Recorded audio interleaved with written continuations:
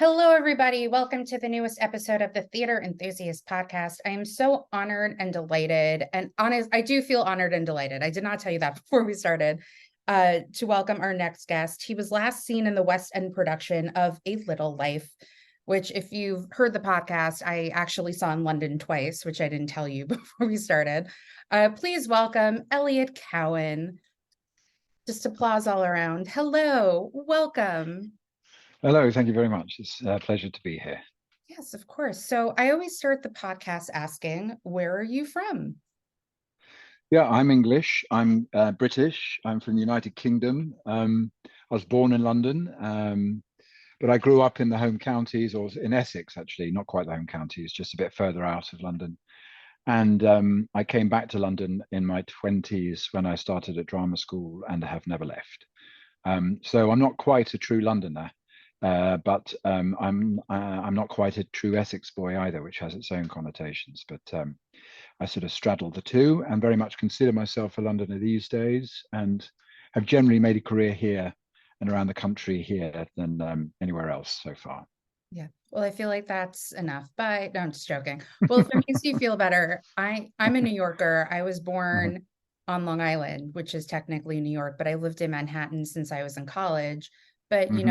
if you watch Sex and the City, she says if you live in Manhattan 10 years, you're a New Yorker. So you've Yeah, been in London for over 10 years. So you're a yeah, Londoner. certainly. I have for about 20 odd years, and Yeah. my other half was born and bred in London all her life, and I think I know London better than she does, certainly South London, which Yeah. is always a point of contention between us. But I've qualified by that metric anyway, so I'm content enough with that for the time being. Yeah. Well, I say you're a Londoner because you've lived there for Thanks. many, many moons. So, Thanks. what got you into theater and performing and the performing arts? Well, it was a sort of slow burn, probably, but the burn was probably quite strong from the offing. I wasn't one of these kids who at 6 said, Mummy, I want to be an actor. I want to be on the stage, or I want to be like him or her or whatever. It was a sort of sequential erosion of my defenses against doing it for a living. I would always volunteer for a bit of drama, a bit of school play action, and that kind of thing, and enjoyed being on stage and felt quite comfortable doing that. My parents were observed probably a propensity for it when I was hanging loose with not a lot to do, because they kept on pushing me towards drama camps in the holidays and school plays and performances and sort of workshops and so on. And I had lots of people around me who seemed to do and like that sort of stuff. We went to school that liked putting on big shows, and friends whose mothers were drama teachers whom I did some time with in the holidays. And bit by bit, it became my main focus. And I went to a school deliberately in my secondary school that had taken other guys from my initial school with theatrical talents, and they had been in big shows up in the big school, and I really enjoyed them. So that example, and followed it. So, but I didn't really sort of say I wanted to be an actor until I was probably in my late teens and had to think about going to tertiary education of some kind. And I was sort of edging around the idea of committing to it when I had a girlfriend, an early, my first proper girlfriends at school, who came from London, and we met at a boarding school out in the sticks. And her parents were very metropolitan, and her mum was a part-time professional opera singer, and we were in West Side Story together. And when I initially got cast as Rith, and then I got sacked when the composer heard me sing, and not the composer, the conductor heard me sing. I should imagine Bernstein would have done more than sack me if he'd heard me sing. But no, I had been initially cast by the director, who was a big fan of my theatrical prowess at the age of 15, 16. But the head of music just decided I wasn't really up to scratch. And his choral scholar, a good friend of mine called Ollie, should play Riff. And so he demoted me, and this apparently caused an argument between the powers that be. And the drama teacher said, no, I want Elliot, and the music guys, no, I want Ollie. And so I had to re-audition even at that age, and had to prove to Mr. Page that I could hold a note, which I did manage to do with a little work. And so I held on to Boy, Boy, Crazy Boy and When You're a Jet, and as I was cast. And my girlfriend, who was one of the sharks, contentiously, was parents came up to see her and us in the show, and her opera singer mum said, "You know what, Elle, you should be in the NYMT. Have you heard of it?" And I was like, "No, what's that?" And she said it was the National Youth Music Theatre, run out of a group down in London, and I could audition, and if I'm good enough, I'll get selected, and so on and so forth. So it's when I did that, thanks to her pressing at about 16, and got into a show that was then done at the Edinburgh Festival, as they did every year, and still do, from what I gather. I was able to sort of feel I was part of the community in a serious way. There were so many more talented kids there, though. They're proper singers, proper dancers, proper actors, beautiful people, beautiful young teenagers. And I felt a bit like an imposter, but I think they liked the fact that I was tall, could sing quite low notes, and was beginning to shave. So I could play the father roles. I ended up playing Eddie the Cat Killer and ultimately Bill Sykes in Oliver. So I found I fought for my position there as basically a guy who had gone through puberty rather than any talent. And I then began to sort of smell what could happen next as these talented kids went off to do musical theatre degrees and diplomas at Central and Mount View and various other drama schools. And I started to then focus a bit more on what would happen then. But it took me one go round to decide not to do it then, but to go to university. And then 3 years later, another go round of auditions to decide, oh yeah, I'm gonna definitely be an actor. And I'm gonna definitely go to one of these drama schools. And I got in and I went, and then I came out 25, got an agent, and carried on, And So yeah, and here we are. here we are. All in a heartbeat. So going back a little bit, so you were deciding on university first. So what was the decision about deciding to go to university before drama school? I have very supportive parents all the way along the line. They've always shown a love for theatre and took us to the theatre and did theatre when they were students and so forth. My dad's a doctor. My mum's an artist and has had a career bringing us up. And I always knew that they advocated the idea, but it was sort of when I sat down with my UCAS form, as it was called, that my dad expressed a sort of a preference for an academic qualification before. Like everyone says, you need a backup plan and so forth. And my interpretation of that was to do a drama degree in theatre arts and history and so forth, a more academic one than do just purely practical, which is ultimately what acting school's about. And that managed to assuage his appease him, and off I went. And it wasn't because he was draconian about it or I felt particular pressure. I just sort of felt like, actually, I do have an interest in the academic side of this. I like to read the history of it. I love to read biographies and accounts of original types of production historically, and these drama degrees offered me more of that than the acting. And I just sort of thought it would be I wasn't sure if I wanted to direct one day or do something where a little bit more of an overview would help. And I felt like I had the I don't know, the right equipment to go to get a degree as well as just be practical. In fact, it probably worked slightly against me for a while, being that cerebral or that sort of academic for a while when I got to drama school. But I'm glad I've got both. Although when I auditioned for Drama Centre, which is a famously hard school, it was in the 90s, to survive here in London, with a principal called Chris Fettes, who apparently Anthony Hopkins based part of Hannibal Lecter on. He auditioned me when I was 18, and I had a quite harsh experience of him and his team breaking me down in that audition and sort of trying to humiliate me a little bit. And then they offered me a place, which was surprising. But then I turned it down and said I was going to go to university and I'd be happy to hear your thoughts on the matter. And he wrote me a very acerbic letter about how foolish I was being and how much time I would waste and so on. So I did doubt. No, actually, no, I didn't. I was quite galvanized by that letter to think, no, I think I'm doing the right thing. If that's your attitude. I didn't get that. Yeah, could you try again? It's a long story, Siri. Sorry, I'll go back to the beginning. there's yeah, I sort of was like, well, fuck you then. I think I can do this my way. And Mhm. arrogantly at 19, I thought that that would be true. And it's proved to be the case to a certain degree, but I'll never know otherwise. So, yes, I was on the fence for a while, but I'm glad I kind of built up towards it because I needed that by Yeah. way of confidence and self awareness, I think. Yeah. It's interesting that you mentioned that during the audition that this person and the other people in the room broke down your audition. Was it doing like giving you notes or saying like what was wrong, what you can improve just in a way that wasn't that kind? I only mention this because um in an episode that I'm releasing tomorrow, Mm-hmm. the person I spoke with worked with a very well-known director, and they were saying that it was probably the worst rehearsal they ever had because they just broke them down in like the old school way of how directors did it without really telling you what they were doing until later you realized what they were doing. Yeah, well, I think yes, I think there is a certain amount of retrospective reappraisal that we've all had in various ways of the way people have worked in our industry for years.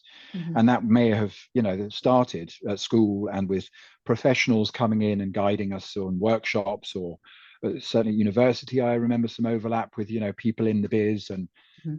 and principals and people who are meant to lead and caretake Mhm. the youth of the community of the industry. And I mean, all the way back, I can think of people who've been irresponsible with that responsibility and Mhm. have abused it and have had their impact on me and those around me. I've seen it in cold daylight. A young woman be humiliated by a middle-aged man. In a nationally revered arena, as it were, or Mhm. context. I've seen. I've experienced it myself. Unnecessary bullying and prompting and humiliation from a highly revered principal.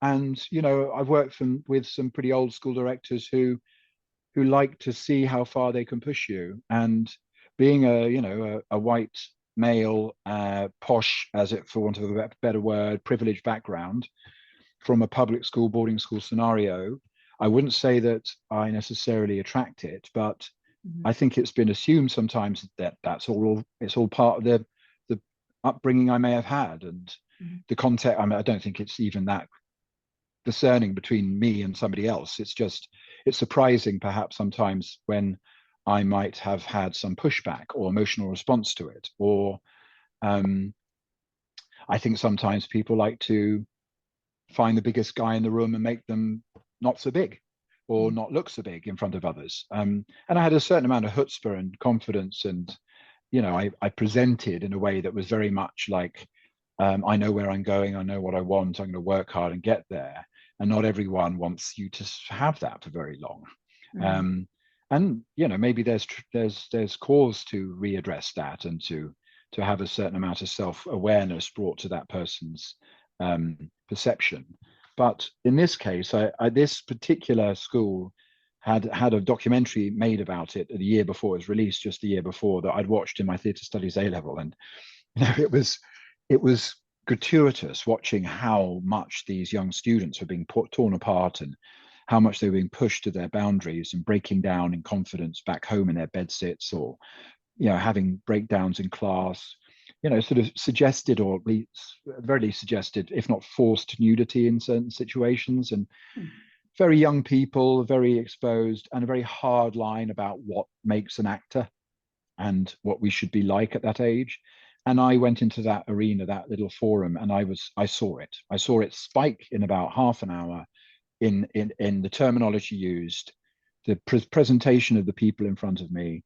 There were 12 of them in a row, like a jury, and the principal was in the middle with his partner, and he just basically pummeled me with questions that were trying to get a reaction out of me. And when I finally had that reaction, he went, "Thank God, Eureka! I finally reached him. He's not a dullard after all," or something. And that's one thing. But after he basically said to me at the end of that audition that acting to me was no more of a cheap thrill than having a wank. And if I really want to be an actor, I should go away and think about it properly. And we had just been doing a scene from "'Tis Pity She's a Whore," where the opening monologue that Giovanni has, where he discusses his love for his sister, obviously an incestuous play, a tragedy about incest. And he really goaded that out of me. He wanted to revel in that difficulty of subject matter in a way that actually reflects on a little life a little bit later, and how the treatment has been very different in the passing of many, many years, and the responsibility certain people are taking for that kind of thing. But he wanted me to flinch. He wanted me to sort of balk at what he was saying. And I'd had a car crash on the way to the audition. So actually I wasn't that fucked at what he was saying. I was just lucky to be alive and grateful to be alive. And so I remember thinking as I looked him in the eye, don't let him win. Don't let him win. Just hold it. Just hold it. Just smile. Just smile. And when I left, I thought, well, that's it. I didn't get in there. But 2 days later, I got in. So I thought that was disingenuous, really. I thought that was him trying to, poke a bear and to see whether I could hack it. And who knows if I would have been able to, because I never went back. But friends of mine have gone there and they've done very well. But I think there is some collateral damage lurking in the industry because of that, and other things too. So yeah, that's my slight origin story there. Yeah. Well, there's a reason why Anthony Hopkins clearly based Hannibal Lecter on him. So what made you decide on Rada? Yeah, well, I suppose there's a little bit of a brand exercise going on there. I'm the victim of branding slightly. I knew that it was very prestigious. Kenneth Branagh was a big, and Anthony Hopkins, they were big icons to me at the time. And I was aware of like Alan Rickman being such a great actor.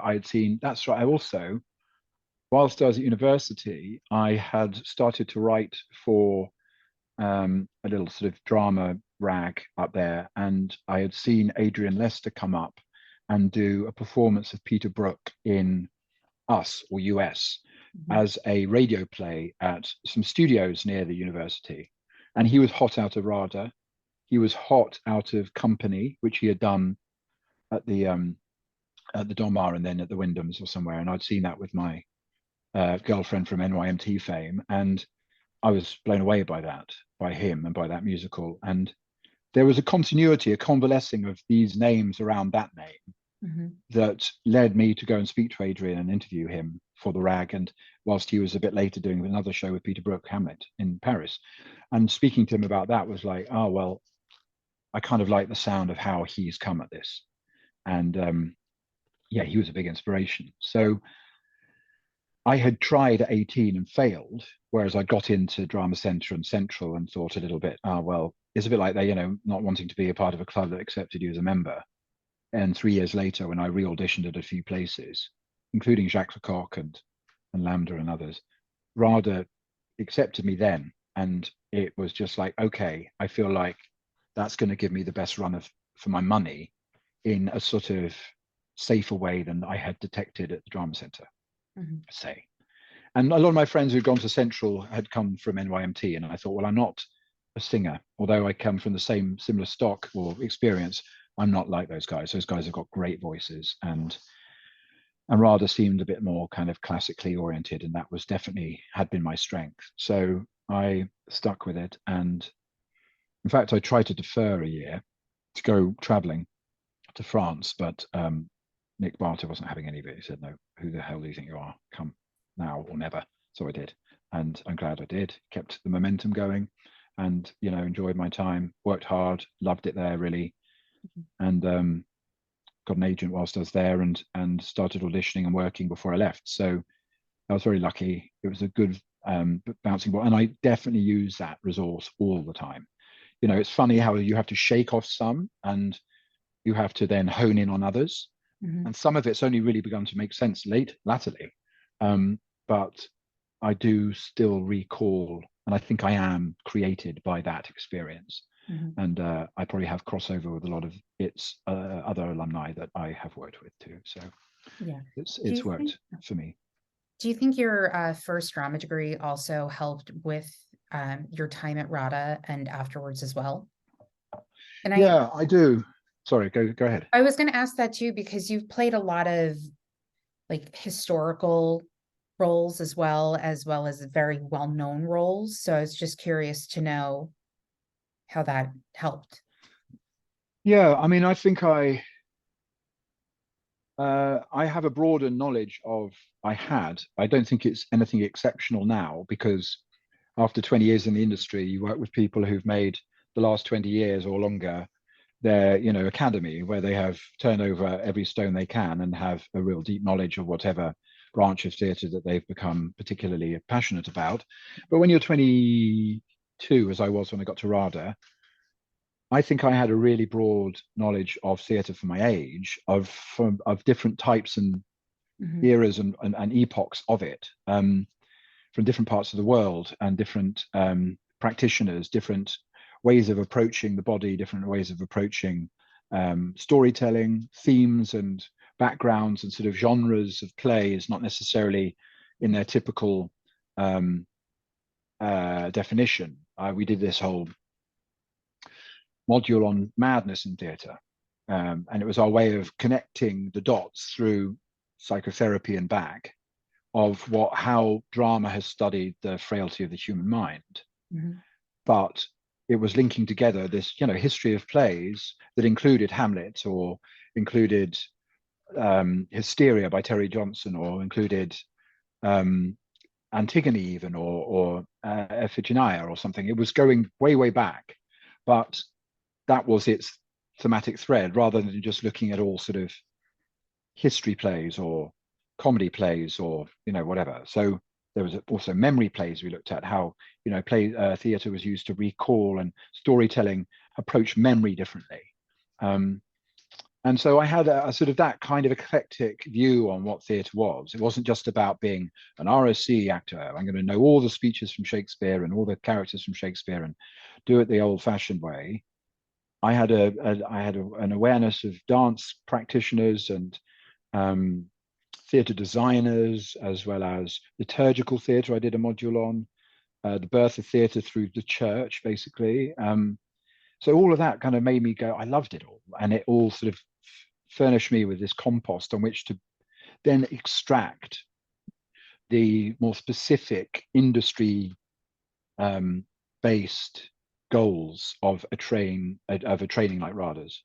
Mhm. And had I not had the richer, more eclectic background, I think I would have been a little bit more mercenary and a little bit more narrow in my approach to what was required of me as an actor. Mhm. Um, and but that did put me into difficult places sometimes with my teachers and my fellow students. I think I could wear that a little bit too proudly on my sleeve, and not everyone enjoyed that sense of a probably quite arrogant, overly educated point of view, like as opposed to just going with the flow, making mistakes, not getting engaged in a seminar typing argument rather than just no, shut up and do it. And I had to train myself to be a bit more like that. And as you can see, it's really worked a treat. Yeah, I Um, think you're delightful. So there you go. So you mentioned that when you were in RADA, you were able to get an agent. So I here in the States, a lot of the times, a lot of the schools do showcases where they have agents and casting directors come. So what was the mm, process like for you for getting an agent while you were still in drama school? yeah, well, RADA does, as they all do, but certainly back then, Yeah. in 2001, I think it was, they did a really good job of putting us up and out there. And the whole third year was based on doing shows that were consolidating your training, but then they were open to the public or to the agents, to the business. And we had something called the Tree, the Barebone Tree show, named after one of the founders. And it was, yeah, in April time, I think, at that juncture. And that was just like a showcase where you had your monologue and you just got up there. It was an hour through for everyone in the year or something. 3 minutes, wham bam, thank you, ma'am. Afterwards, you just hope that somebody would corner you in the bar or send you a little memo in your pigeonhole, as was the style of things back then. And that may have already happened, as it had for me Mhm. earlier in the year when I had done my main performance. I got my biggest role in the first show of the year, RADA, which was also an extravagant collaboration with St. Petersburg Academy. So we got to take that one to St. Petersburg over the summer and then open the new theatres. My year opened all the new theatres after RADA's refurb back then. So we had lots of weird things happen, like the Queen cropped up all the time, and we had to do shows for Dickie Attenborough and his mates, and there was a lot of sort of pomp and circumstance, which probably benefited us, but also put us under the limelight quite a lot. Yeah. But it meant that I had this little showcase of my particular talents in the first show, in a very strange play by George Bernard Shaw about Catherine the Great, and I got agents coming up to me after that. But it's quite a litmus test to me that when I was at Birmingham finishing up my degree, I was off to Edinburgh to do C.P. Taylor's Good, which is a fantastic play that's recently been done with David Tennant over here again. And I wrote to agents at that time to try and get them to see me up in Edinburgh or in the last show I did at Birmingham, including my now current agent, whom at the time was a very young agent, recently given books at ICM. And she said, basically, I'm not interested in seeing you whilst you're out of London. So if you come back to London at some point, I'll see you. 3 years later, after RADA, I write back to her and say, hi, I'm back. I'm now graduating from RADA. Do you want to come and see me now? And she did, and she signed me, and I've been with her since.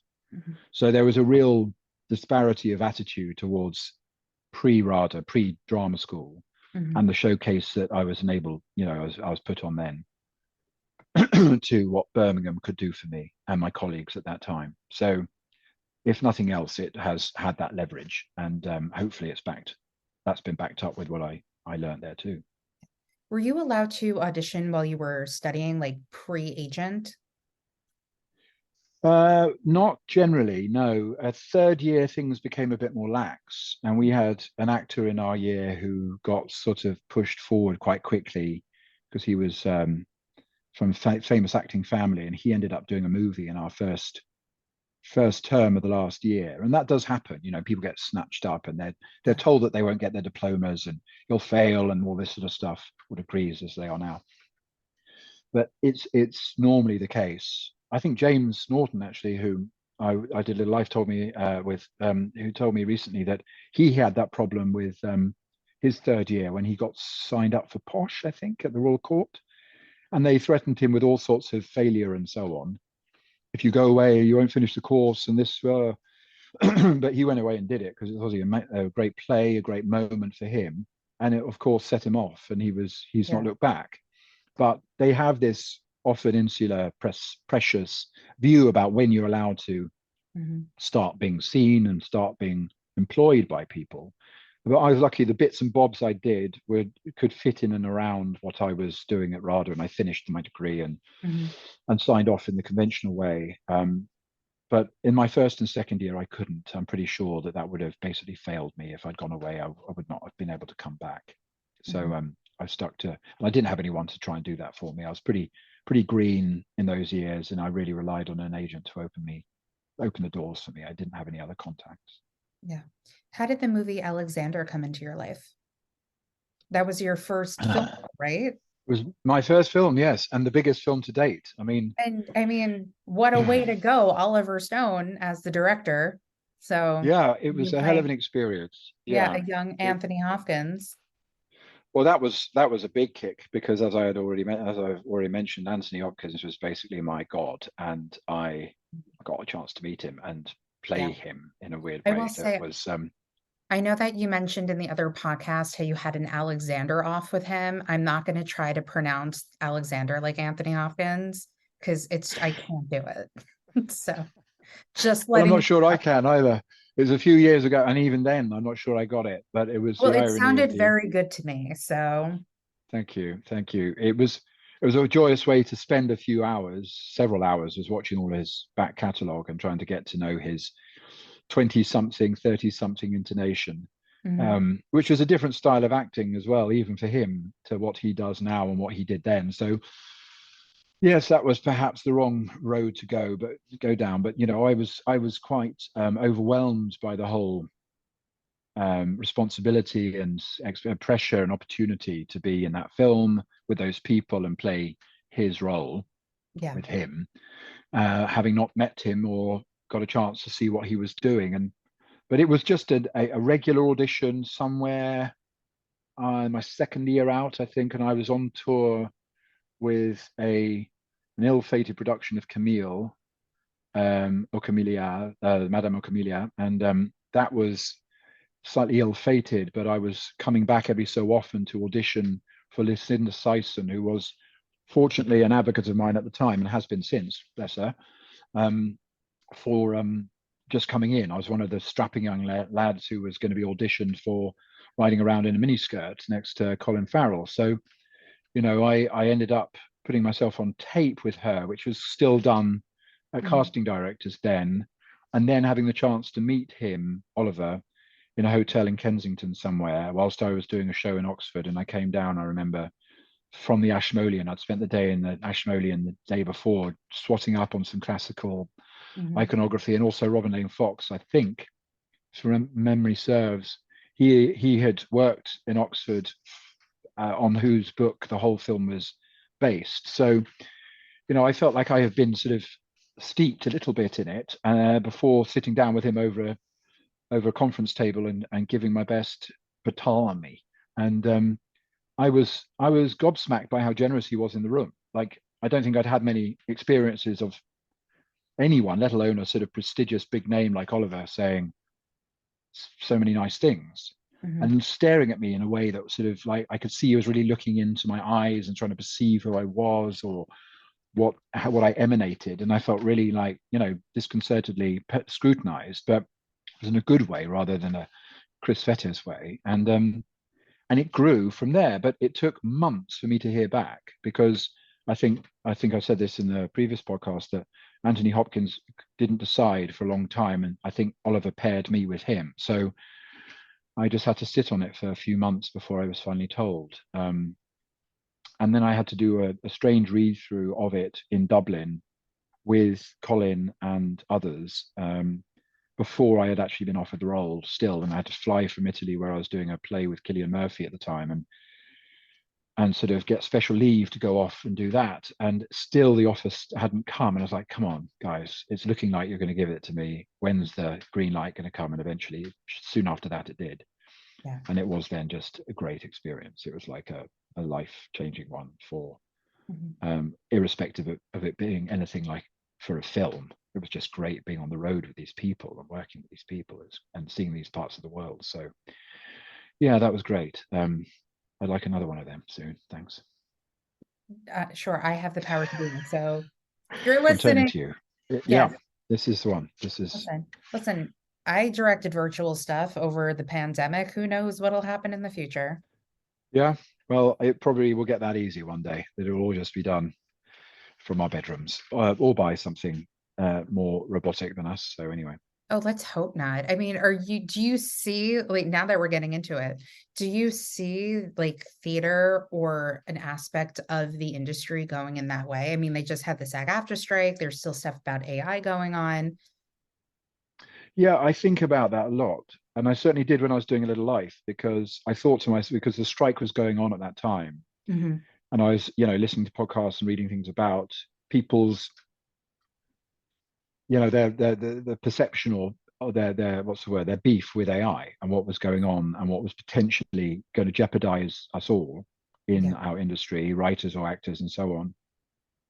And I thought very hard about how, when I was on stage with James and our team, but principally watching James dredge up what he did in that performance. Yeah. That this thing that currently keeps our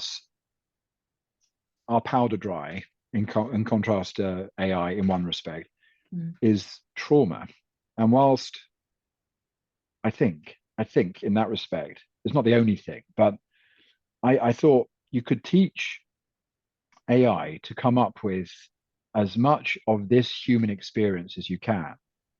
And they would pull it up from the back catalogue of millions of people's imaginations and experiences of trauma and joy and but whatever colors all the writing that we all feed off, and leap from into our own imaginations and performances.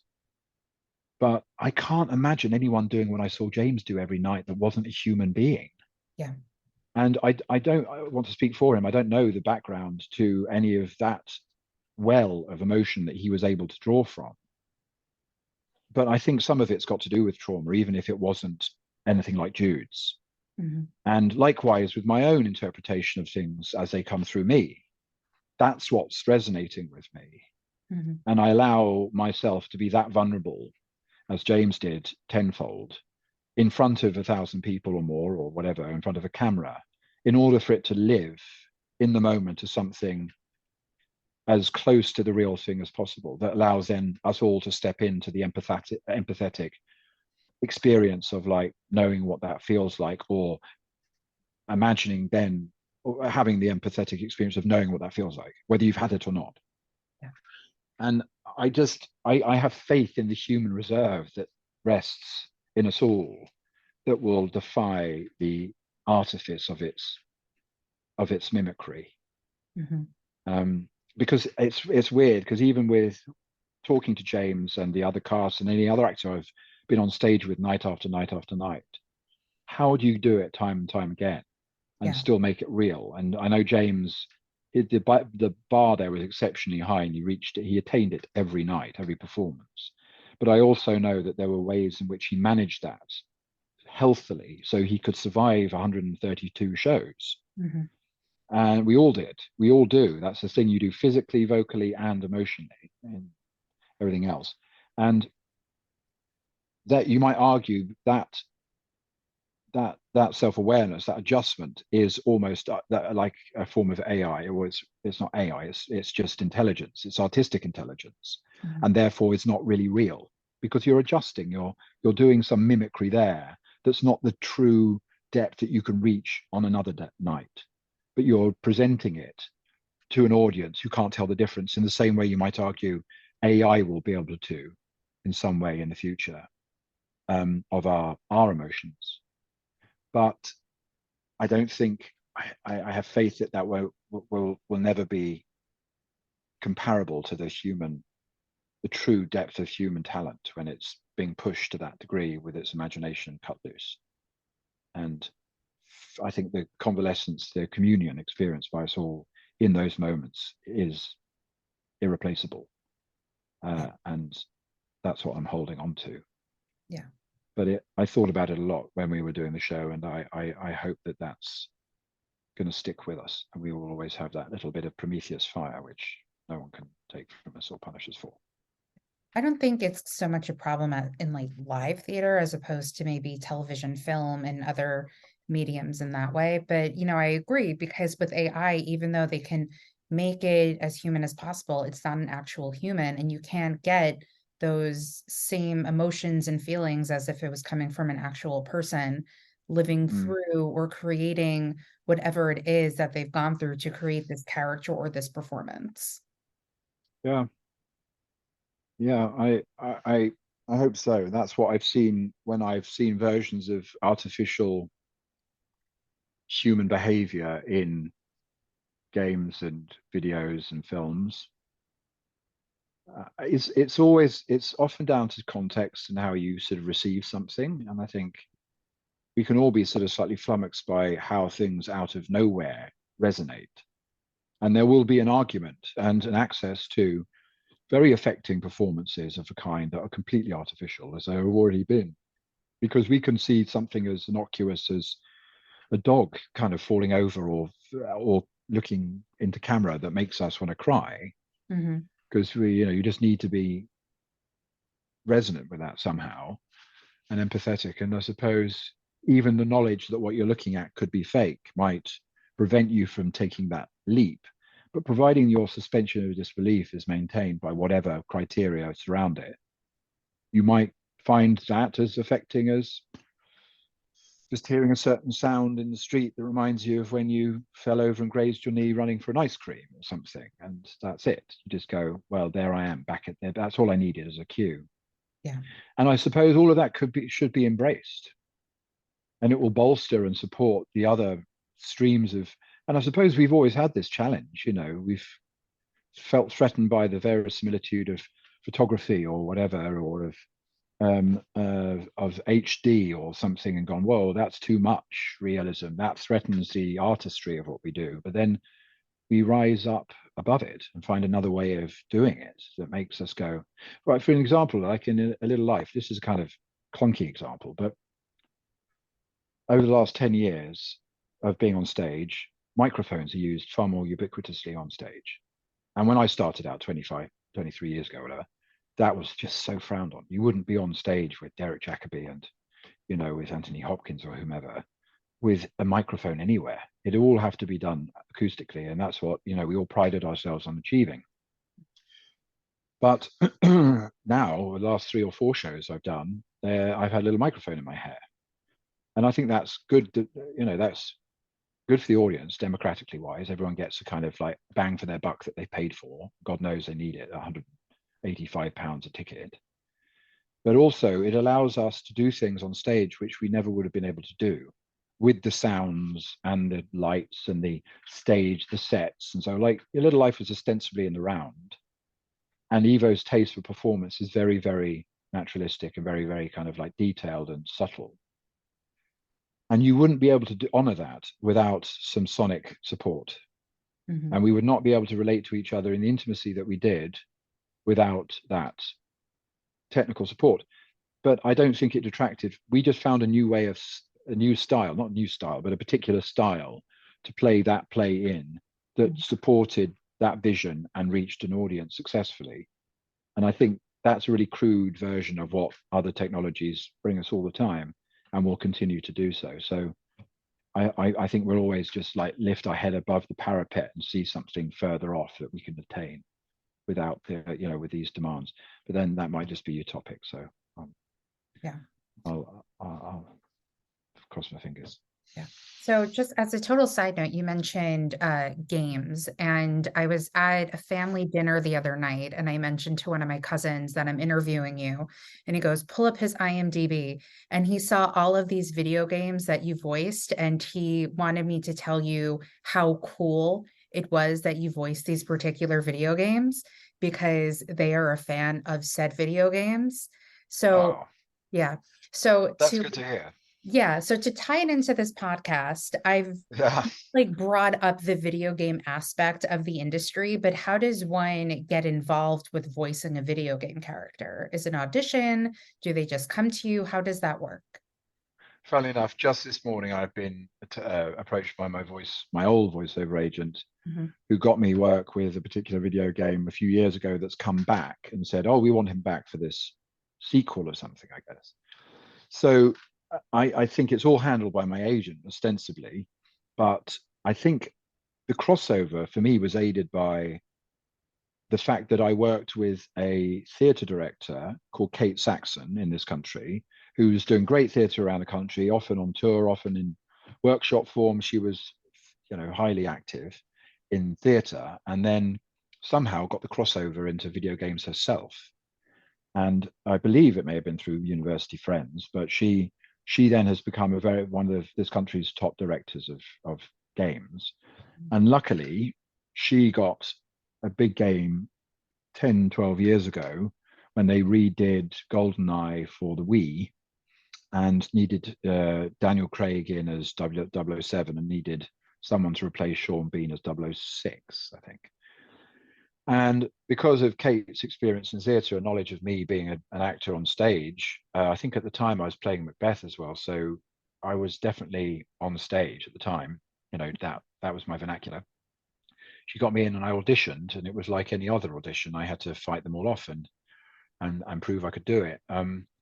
But that was a lucky break that got me then into the world. I had something on my CV, and my agent could then put me about a bit. And it's exploded in this country, as I'm sure it has in America, but rather unregulated for many years about who could do what, when, what you'd be paid, where your position is on it. And there's been a lot of work for us lot to slot in and not necessarily play the big roles, but to get a lot of voice work here and there out of it. It's not bad paid, but it has been underpaid at times. And we've tried to work out a regulation of that so that we're not all being stripped as they make more and more money of billions of dollars from these games with cheap talent involved. But there has been definitely a crossover, use of theatre work and, body awareness and projection of voice and alteration of voice that has come from my theatre background into this arena of certainly motion capture now, where you're in a void and you're working on character I played one recently where I don't think I ever made it to the final product, but I was meant to be playing like an 8'5" Goliath who walked around with a strapping chest and slew dragons. And they said to me, "You're not going to need to do that. You realize you just have to be yourself." And I'm 6'2", but I'm no Goliath. But when we were in the void and you could see the rendering going up, very, very basic, but you could see the rendering on screens around you. I actually had a chance to play around with that and go, are they right about that? If I walk as Elliot, am I inhabiting that character that I'm seeing on screen? And the answer was no, I'm not. Then I look like a shuffling 46-year-old, as I was at the time, rather than a strapping Viking Goliath. So, and likewise with the voice. And I feel like it's like a mask, that when you see the face of the mask and then you put it on, we did lots of workshops of this kind when we were, drama school and so on. That expression alters everything in your body. And if you're able to see the rendering, as it were, as the face of the mask on the screen in front of you, without then staring at it, you can embody what physicality you need to for that playing of the role. So I think there is a crossover for not just in terms of who knows who, but in terms of skill set that theatre has given me and others for that particular medium. And long may it continue, because it's sometimes a good and helpful backup to what we're doing. So it's interesting you mentioned the face of the mask, because you've played, like I've mentioned earlier, a lot of well-known roles that have been played by other people in revival. So like the two that stand out for me in your career are Macbeth as well as Stanley Kowalski. So is there any pressure feeling like these big names have played this character before, this is my interpretation of it, or fuck it, this is how I'm doing it? How do you approach roles like that? Yeah, it's a good question. And I'm really aware of that sort of dynamic between wanting to be that kind of actor. I set myself that kind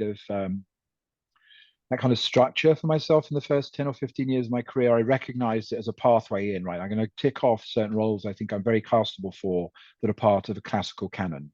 And it was partly because of the inspiration I had got from watching certain actors do them, but also because it's a terminology, it's a sort of vernacular out there where you go, well, that's a form of progress or tutelage or apprenticeship that I'm definitely doing if I can do those roles. And you are feeling also like in the shadow of greatness, you might catch the odd ray of sun. And I suppose from that, I felt a lot of inspiration. Like when I was at school, I got cast as Stanley Kowalski at 16 in our school production of Streetcar. You can imagine what that might have been like. I just want to say, I think on your Instagram, you posted a photo of it. So if anyone wants to go back, look at the photo. Yeah, not exactly Stanley, more like Stanny Kowalski or something. But yeah, quite boyish. But that's when I discovered Marlon Brando, obviously. And I watched everything and went, oh, holy shit. Wow, he's so cool and gorgeous. And wow, what animal fire there. So of course I mimicked that as best I could as 16, rather than thinking I'm going to redefine it. I was just kind of trying to do it. So that's the wrong answer. That's the wrong approach. Yeah. But when I remember specifically, more pointedly perhaps, when I got cast as Henry V in a production at the Manchester Royal Exchange, I was just turning 30, so it was a long time ago now, but I hadn't played a lead in a Shakespeare's yet, I don't think, in this industry. It's before Macbeth. Yeah. I went to the British. Like, as a side note, you did win an award for that performance. What was it? I did, yes. Manchester Evening News Award. Yeah, that was very kind. And I'm yes, well, thank you for pointing that out. I think it's the only award I've ever won, so I shouldn't poo-poo it. But you should, like, I don't know if you still have it anywhere. You should like put it on a display with, like, lights, maybe a disco ball around it. Yeah, I think I could do that in the downstairs loo. Yeah, maybe why not? keep the downstairs loo door open with it. Yeah. No, it's somewhere. I've just moved house, so it's in a box somewhere. But we'll get into your social media later. We'll talk about the new house. Don't worry. Okay.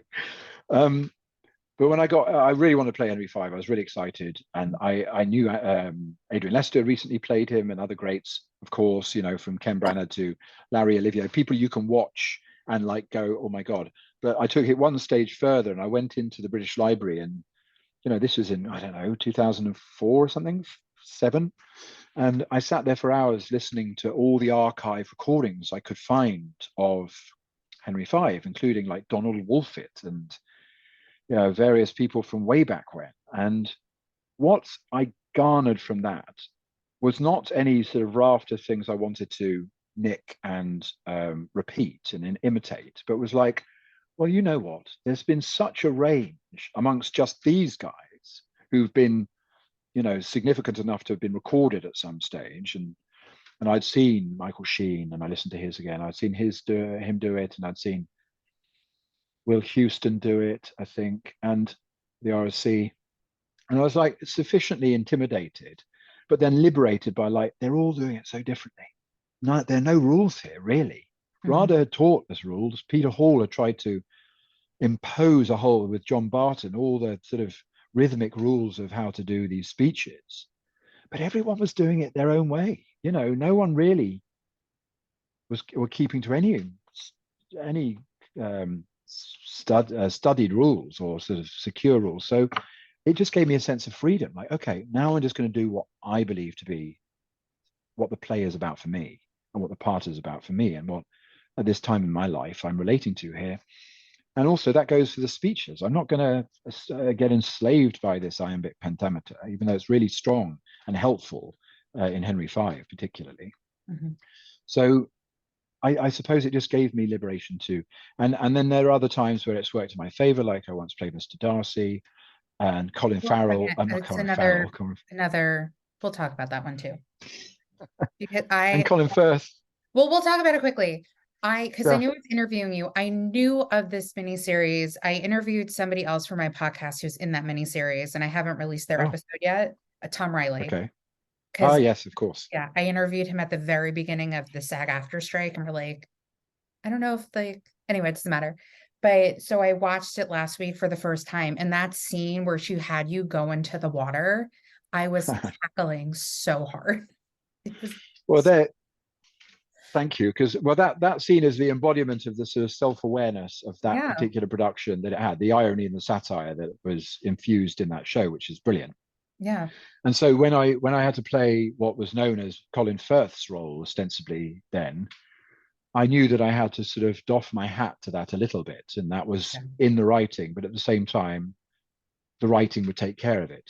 Mm-hmm. And essentially, the writing takes care of everything if you lock into that, because in the end, you can only say what you understand the lines to be, and the character to be through your persona, your body, your your soul, whatever's bubbling underneath. So I think those guys quite quickly fall into the background, and you end up just doing it the only way you can, Mm-hmm. and finding that to be the rewarding, and whether that's comparable to anyone else who's done it before, it doesn't matter. Yeah. We're all adding our little chink in the bedpost of classical theatre in that respect. And Yeah. I'm lucky to have had so many that have of those kind of parts to string together to make a bit of a career. And I hope to have some more opportunities for further, although I've taken my emphasis on that expectation or focus on that sort of goal in life. It's tiring and perhaps fruitless. So I've got to just be aware that other things come up as and when, and I will treat every job as an opportunity on its own merits. So Yeah. So getting back really quickly to Macbeth and Streetcar, because you played it like right after each other. Which one was first? Was it Streetcar or was it Streetcar first and then Macbeth? Yeah. So how was it going from that production with Rachel Weisz and Ruth Wilson at the Dunmar? Oh my God, why can I pronounce things? Really To close.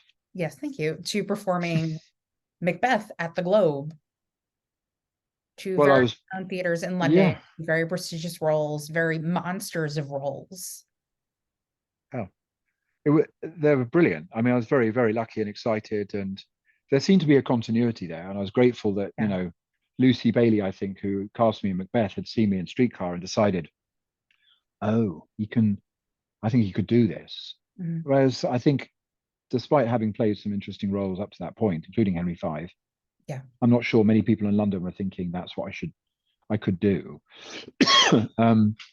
But I thought that they were a great diptych of roles over those 2 years to get my teeth into, and they do have some similarities in regard to how they affect you, I think, and affected me.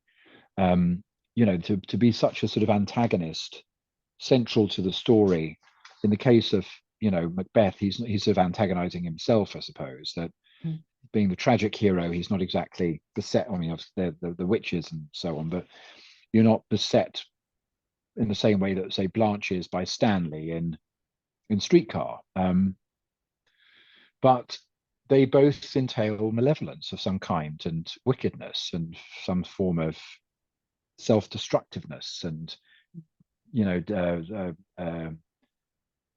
sort of indifference to other people's well-being. And maintaining that takes its toll in a way that I have educated myself on subsequently, so that something like A Little Life was possible. But also the industry has helped too.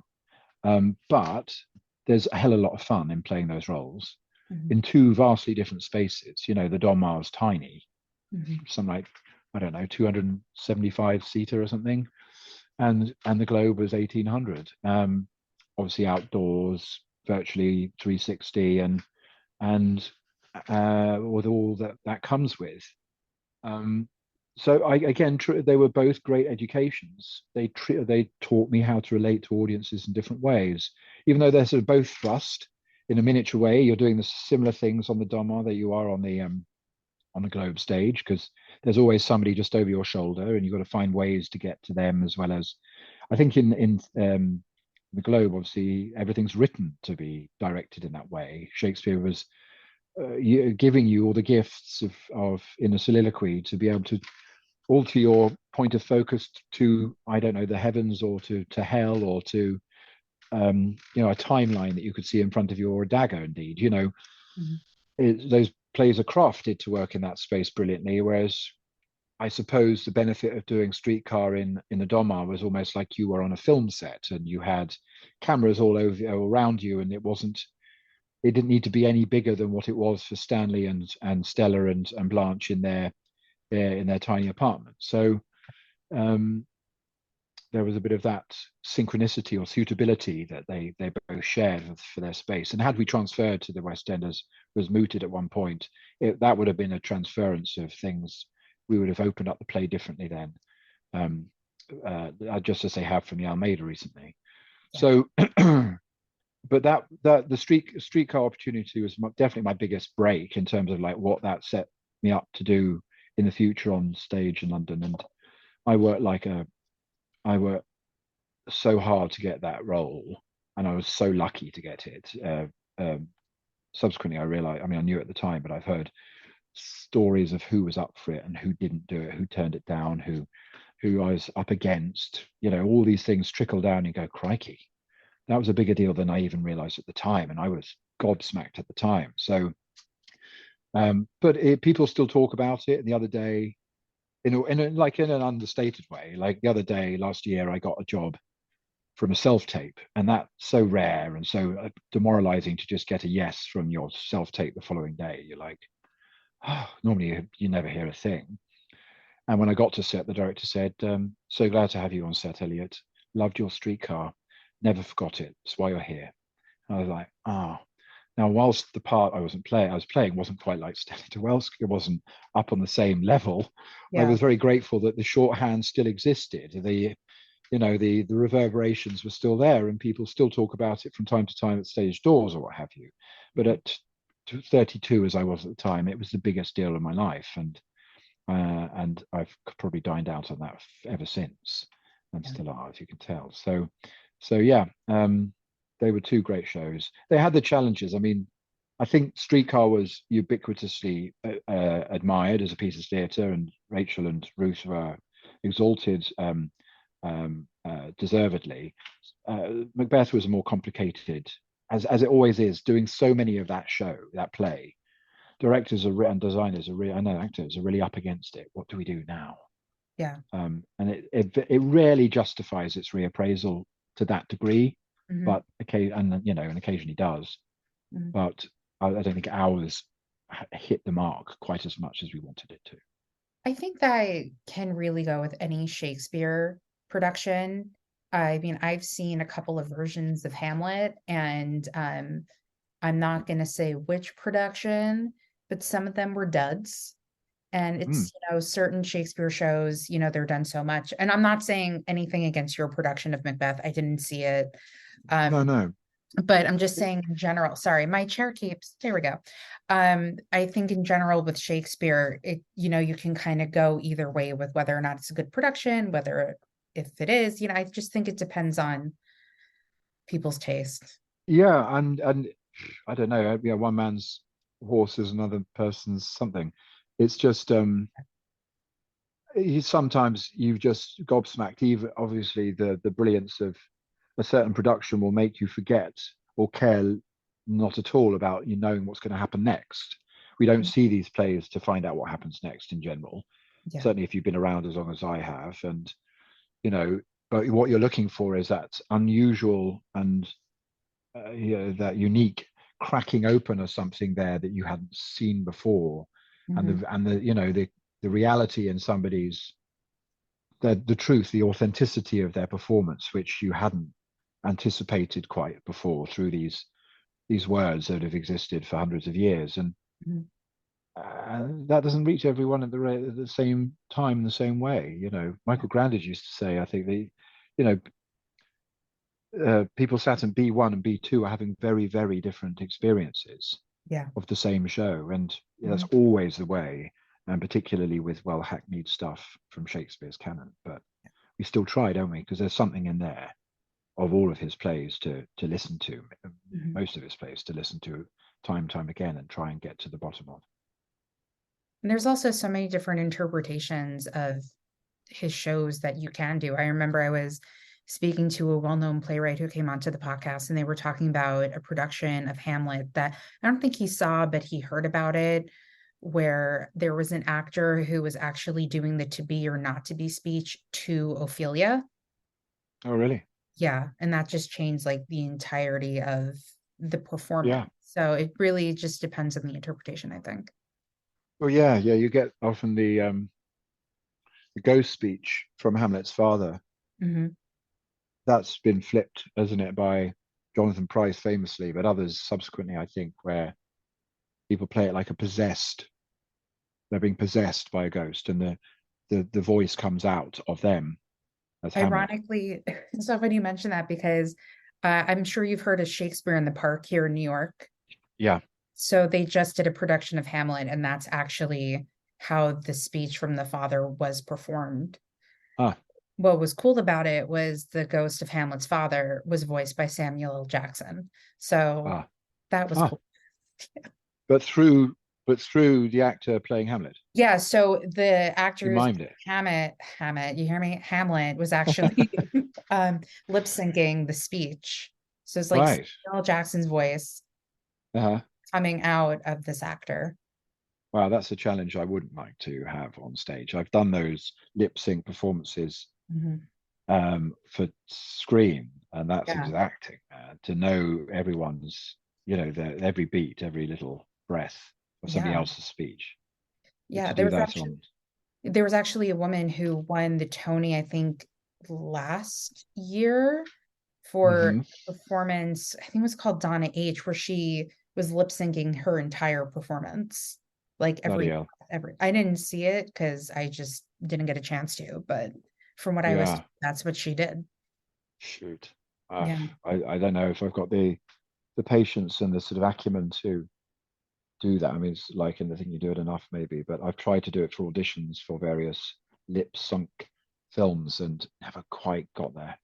But it's funny how just that mechanical exercise can feed back into you. Yeah. It's a very naked version of what doing anything Yeah. external can do to evoke emotion. It doesn't have to be your own breath necessarily, but I'm sure that whoever's done it properly is trying to find a way of connecting that breathing, the original breath of the original, into their own and allowing that to fuse into something that feels real. Yeah. And if you lose your consciousness about that, then I suppose that could be as emotional as doing anything spontaneous, but you have to get there first. Yeah. A lot of work. So let's do a little sidetrack. Let's go back to Lost in Austen. Because again, Okay. it was so delightful. How did that come into your life? Was it just another audition? Yes, it was. It was.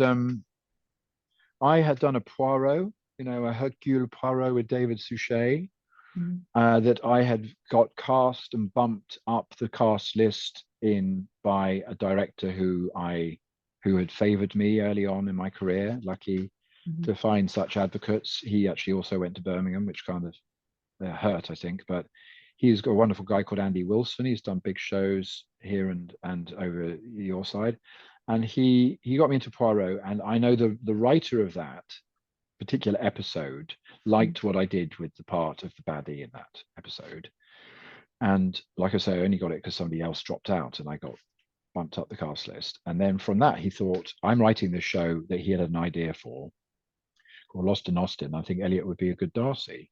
So I had to come in and meet the Mhm. the producers who had just set up Mammoth at the time, which is now Mammoth, Michelle Buck and Damien Timmer, and the director. And I did my audition, and it worked out okay. And then Mhm. I did a chemistry read with various other guys and gals. I think Jemima had already been cast, and I got slotted into her chemistry, as it were, which is ironic because she and I are now directing our children. Well, not directing, we're contributing to our children's school play this Christmas at the same play school that our kids attend, which is a funny school gates Mhm. sort of. In fact, there's a point to be made about that in reference to some stuff I do on Instagram about Mr. Darcy. But Oh, we yeah, will get into it. Don't worry. Because I personally find it so delightful. And I was like, how and why? Well, why not just talk about it now? So on Instagram, I don't have TikTok, but I think is it also on TikTok or no? yeah. When it was, it had its bigger following on TikTok for a while. But Yeah. yes, I principally am an Instagrammer rather than a Yeah. TikToker. And it happened like years after Yeah. Lost Austin came out. So how did your Darcy come into the world of social media? Did you just find a wig and decide to do it? Well, I've had the wig since. Okay. Well, not quite since. I got the wig from them again when I had an idea to wear it in a stage show, Hmm. uh, and playing Lord Goring and an ideal husband. I got in touch with Damien, and he said, "Yeah, we have it. Do you want it?" I took it, and I didn't use it in that show in the end, but it's still in my box of tricks. And it was because when I kept meeting Jemima at the school gates Hmm. of our kids' primary school, I was like, "Isn't it funny that I'm Mr. Darcy and you were my Amanda Pride? Well, you were the love interest in that version of our story of Pride and Pred, and now we're here living in London, just streets away from each other, attending the same school." I Hmm. said, "Wouldn't it be funny if that's what had happened?" Because at the end of Lost in Austin, there was a sort of what if, who's going to live in what world? Yeah. And my idea, and I pitched it to the writer, was like, let's cut 20 years down the line. They've managed to try and live together, but it hasn't. I mean, can you imagine how mad it would be for Mr. Darcy to live in this world now, Hmm. particularly with all the machinations around gender and identity and Yeah. sexual politics? I was like, that's interesting, isn't it? See Hmm. Mr. Darcy as a middle-aged man, a white middle-aged man with all the sort of like Hmm. baggage that then brings, Yeah. trying to be Mr. Darcy in this day and age with kids at a primary school in Crouch End that Amanda is like, Crocs huh? and Crocs. Because And I Crocs. Yeah. think there's a video where you're like, look what I'm wearing. And it's like shorts and Crocs. Yeah, because I didn't have any of the lower half. I managed to get hold of the top half from various productions. I'm wearing Aidan Turner's frock coat from Poldark. I'm wearing a cloth shirt from You know how much money Cosprop. people would pay for that jacket if you just like put it Yeah, on eBay? Be like Aiden Turner wore yeah, this. People I would go know. crazy. Hmm. Well, I should probably keep that closer to my chest than I just have done. But It's okay. I cobbled together what I needed to, and then I was just so I had this prejudice against being on social media, as I think a lot of people from my generation have. Hmm. Serious actor. We didn't have any of this when we started out, and all this self-tape nonsense and everything done on the iPhone. What about real people and Hmm. real interactions and so on? But what with the pandemic and what with then my subsequent sort of difficulty to get a self-tape job at that point. I was Mhm. like exasperated. And one day I just came downstairs, hammered out something. I was doing a lot of work on my house, as I had been for a while, and I plonked the wig on and I just started doing it. And I was so nervous about putting out anything like that. I was just like, this is going to ruin my career. But at the time, I didn't feel like it had anything to lose. So Mhm. I put it on there, and it started to get a response. And so I was like, oh, I'll do this again and again. And it's only because I've sort of been overwhelmed in other work, including on my own house, that I Yeah. haven't found the time to set pen to paper and wig on the head and do it again. Although I love doing it, so I should. Mhm. And we'll see what he could do next. Yeah. Well, getting back to your social media, your tag is Lost Wax Process, which did that start off as a like a writing project or something? Yes, I was doing Streetcar at the time, and a friend of one of the cast members was making things out of wax. I can't remember what the mold he was making. What was he actually designing? I can't remember. Charlie Dash was his name, and he's a lovely man. Was doing this stuff, and I said, "What are you doing?" He said, "This is the lost wax. This is the lost wax process." I was like, "That's a cool phrase and cool thing you're doing." And then shortly after that, I did a production. I directed and then ended up acting in a production of Edmund by David Mamet, and at a small theatre off West End. And the guys there said, "So what's your company called?" And I went, Lost Wax Process." "Really? Why?" I said, "I don't know. I just like the phrase, and I just heard it last week, and I think, oh yeah, should we call it that?" And I started up Twitter on that basis to publicize the show to Mhm. 3 people, and it stuck, And from that, I guess I've had Instagram and other things with the same name. Yeah. So, what also made you decide to start posting about your progress of your house? Because I guess people can hire you now as a carpenter as well, if need be. Yeah, but the truth be known, when I was that going out of my head, it was after I did 222 at the West End a couple of years ago during the sort of Omicron part of the pandemic, and I was under a lot of pressure to get work for various reasons, as we always are, but I was under a lot of pressure financially. And I was like, well, I've got to do something to help me feel sane. And we'd extended our house and I'd run out of money. And I just sort of said, okay, I'm going to finish this job. And I do love doing it. I do like my own company, just doing something like that. But one feels lonely out after a few days doing it in the cold and a roof. And I realized and I watch a lot of YouTube and Instagram to learn. So there's a community I benefited from out there that I feel like I should contribute to rather than just take. Mhm. And it's a community that, you post and you get a little feedback from somebody who's also doing something. And it feels like an exchange of ideas, as well as feeling comfortable in front of a camera. And I guess needing some validation, like every actor does, that I'm doing a good job at something, even if it's not actually my craft. Mhm. Um, but then it's become more of my craft, and I do go there because as an actor, God, I've really bitten the bullet sometimes when I'm not doing anything constructive. Like when Mhm. someone's not telling me what to do, I've obviously tried to write, I've obviously tried to put shows together, and that has itched that scratch, very much so. But sometimes you don't have this morale for that time, or you have something else over you, and it sends me crazy. Mental health is so much more approachable as a subject than it used to be. And I can say that I do suffer quite badly when I'm not being put to use. And DIY covers that base, and it makes me feel like I'm useful. And being useless is having no purpose is the worst part of being an actor sometimes. So viva DIY. Long Mhm. may it continue.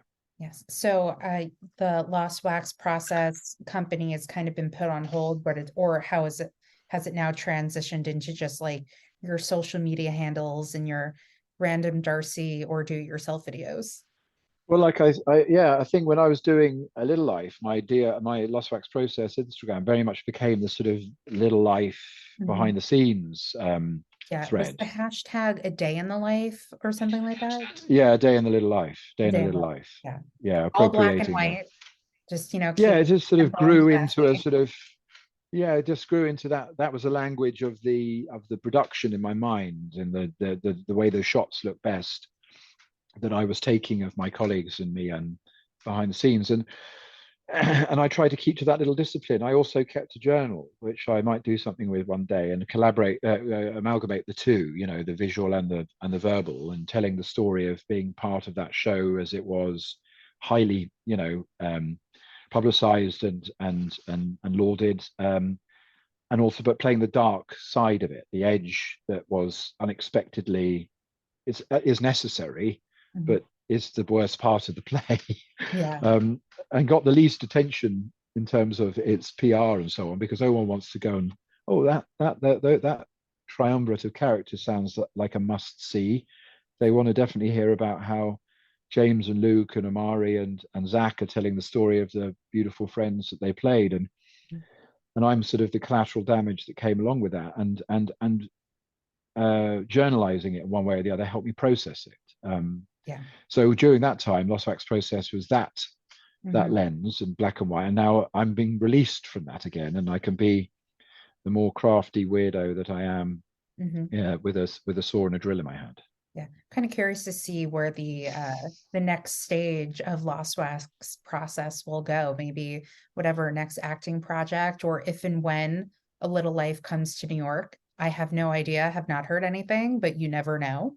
You never know. Yeah, I did stage door though, just to see what the stage door experience was like. And I befriended these two girls next to me who, I mean, I guess we could talk about A Little Life now, because that's the natural transition of this conversation. I did not read the book, but big fan of a lot of the cast members. I heard about the show. I stalked their website for weeks to get a ticket. And what you were saying earlier before too is the different perceptions you get depending on where you're sitting. So the first time I saw trying to remember what they call it in the UK, we call it the mezzanine, so the second level of the theater. And the dress circle. Yes, thank you. The dress circle. And then the second time I saw it a few days later, because I was able to get a ticket when I was there, was actually in the stalls. So I sat a little bit closer, and it was two different perspectives. But I also had a very tall gentleman sitting in front of me the first time I saw it. So I was doing some like dodging. Shimmying. Yeah. But what was the point of this story? Let's see. Stage door, talking to, the New York thing. Well, James Norton said like, oh, well, if we come to New York, I'll have to make sure my accent is really good, because I'm an American, I'm from New York. And one of the girls who I was the videographer for when she was meeting James, she's like, oh yeah, and she's from New York, she's American, because she was commenting about his accent. That's the point of the story. But anyway, a little how did that come into your life? I know that so in this other interview you did, it's been driving me crazy because I think it's one of 3 shows that you auditioned for Ivo. Two. I've auditioned them twice for him. Yeah. Oh, okay. Did any of these productions end up in New York that you auditioned? I don't think they did. No, they didn't. Not so far. The one that I saw, the first one I saw of Ivo's went to New York. That was Network. Yeah. And to my shame, that was the first one. Unless I actually think I may have seen him, his production of Hamlet in Amsterdam when I was there a long time ago. But other than that, I don't think I'd seen anything until Network, to my shame. But that turned me on to like, oh my God, I've got to work for this guy. And his production. And then, sorry, I was talking over you. Go ahead. No, go. I was saying I saw his production of A View from the Bridge. Yeah. And I don't know if you know what happens, but I'm going to spoil it. It rained blood. Yeah, I've heard. And that just like blew my mind. I know. And that's the one I should have seen, like everyone talks about. And it's on NT Live, so I should just pay up and see it. Yeah. And now with a bit of distance from having worked with him, maybe it's the right time. And I was watching a snippet on Instagram between him, Mark Strong, and Nicola Walker the other day, and thinking, yes, go on then. I'll sit through that. That looks great. But well, maybe this and maybe this chat will inspire you to actually sit down and watch it.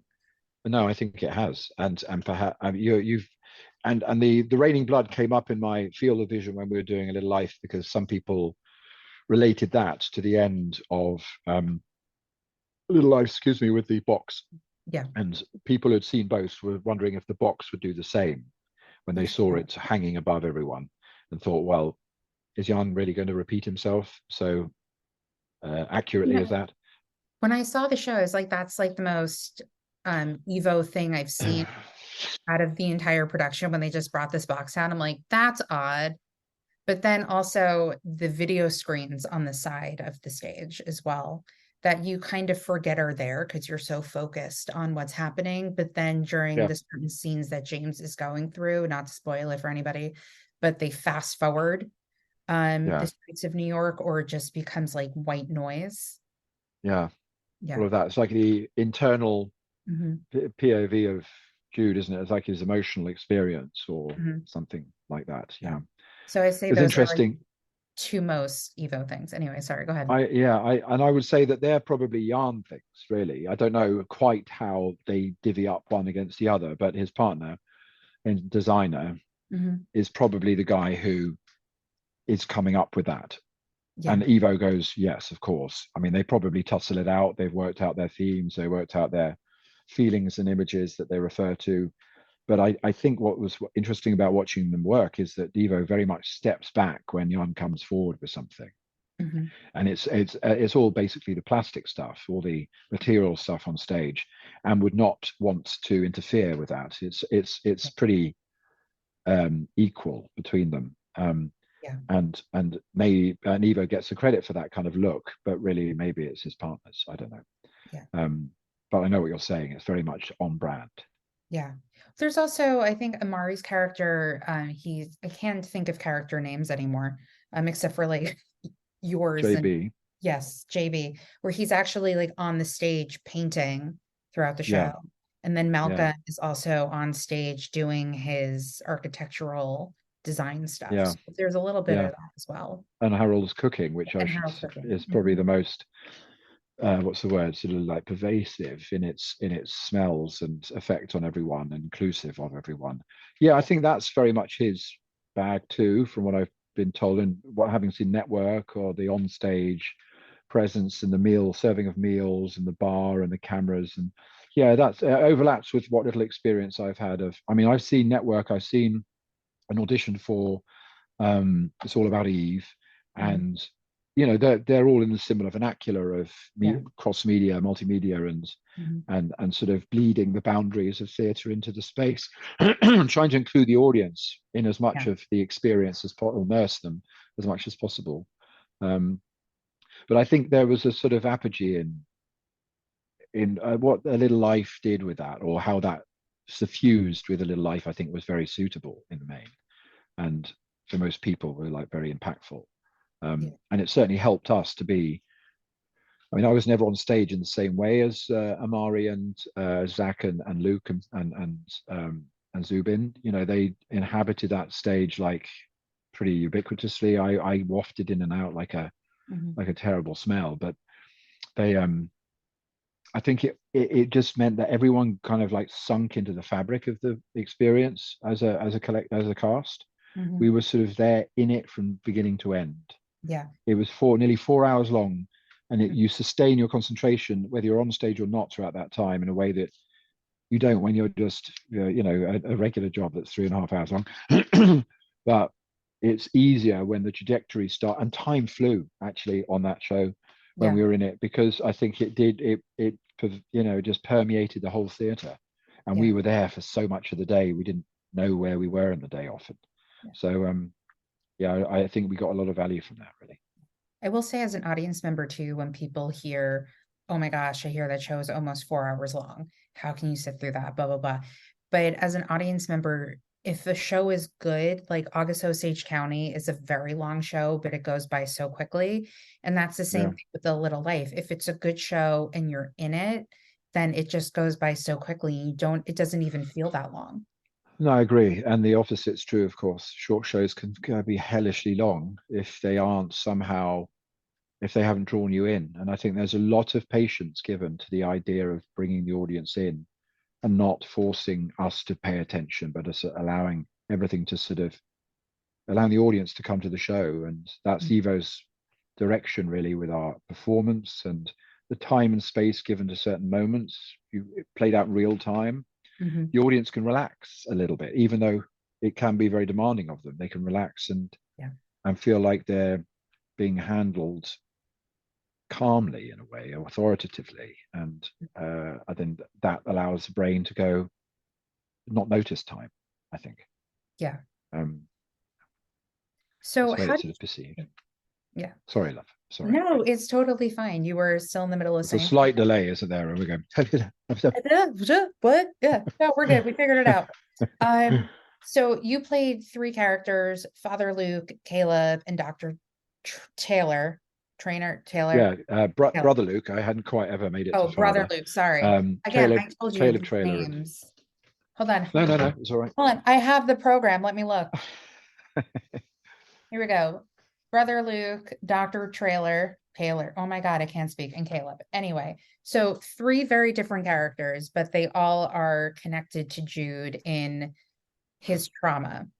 Now, I know you've spoken about this probably since, oh, by the way, happy belated 1 year anniversary of the cast announcement, because that happened Oh, like right. a year and a few days ago. Oh, right. Did it? Mhm. So we must have had our photo shoot by now as well. I think that Yeah, all happened at the same time. yeah. Yeah, I can't believe it's been a year, but there we are. Time flies when you're having fun. Yeah, I mean, it's been a year, but it's only been a few months since the production ended. And you guys Yeah. performed at the Richmond Theater, the Harold Pinter, where I got to see it, and then the Savoy. I don't know the size of the Richmond, but I know that between Harold Pinter and the Savoy, it's a large difference in size, which we can Well, also the Pinter and the Richmond are about the same the same. because they're Okay. both Matcham theatres of a Mhm. similar era and happen to be about. I think that's part of the reason why they were happy to go there because it's pretty much like locked Mhm. in as the same feeling. Yeah. Can I ask why it started at one theater, moved to another, and then ended in another? Well, the Savoy was an addition that I'm sure they had sort of hopes for, but they didn't really ever talk to us about before we signed our first contract. And from what I could understand, it's to do with the scheduling of Evo's availability combined with theatre's availability, in as much that I think they anticipated being able to open or needing to open after Mhm. a certain number of weeks of rehearsal and days of previews Mhm. by the end of March, I think it was, the 30th of March, because Evo's then booked to go to another show on the 1st of April. But they didn't have enough time in one theatre to do all the necessaries. Mhm. So, because I think the availability of the Pinter was only clear by the latter part of March, and we wouldn't have had enough preview time. So they had to give us previews elsewhere. And they looked around. Apparently, we could have been doing it in Brighton or Milton Keynes or somewhere. But obviously, Richmond sort of was closer to home, very similar theatre, and gave us that week and a bit of Mhm. doing it in front of an audience without doing it in front of in time for our press night Mhm. before Evo had to go. So I think it was just that compression of time, really. Okay, good to know.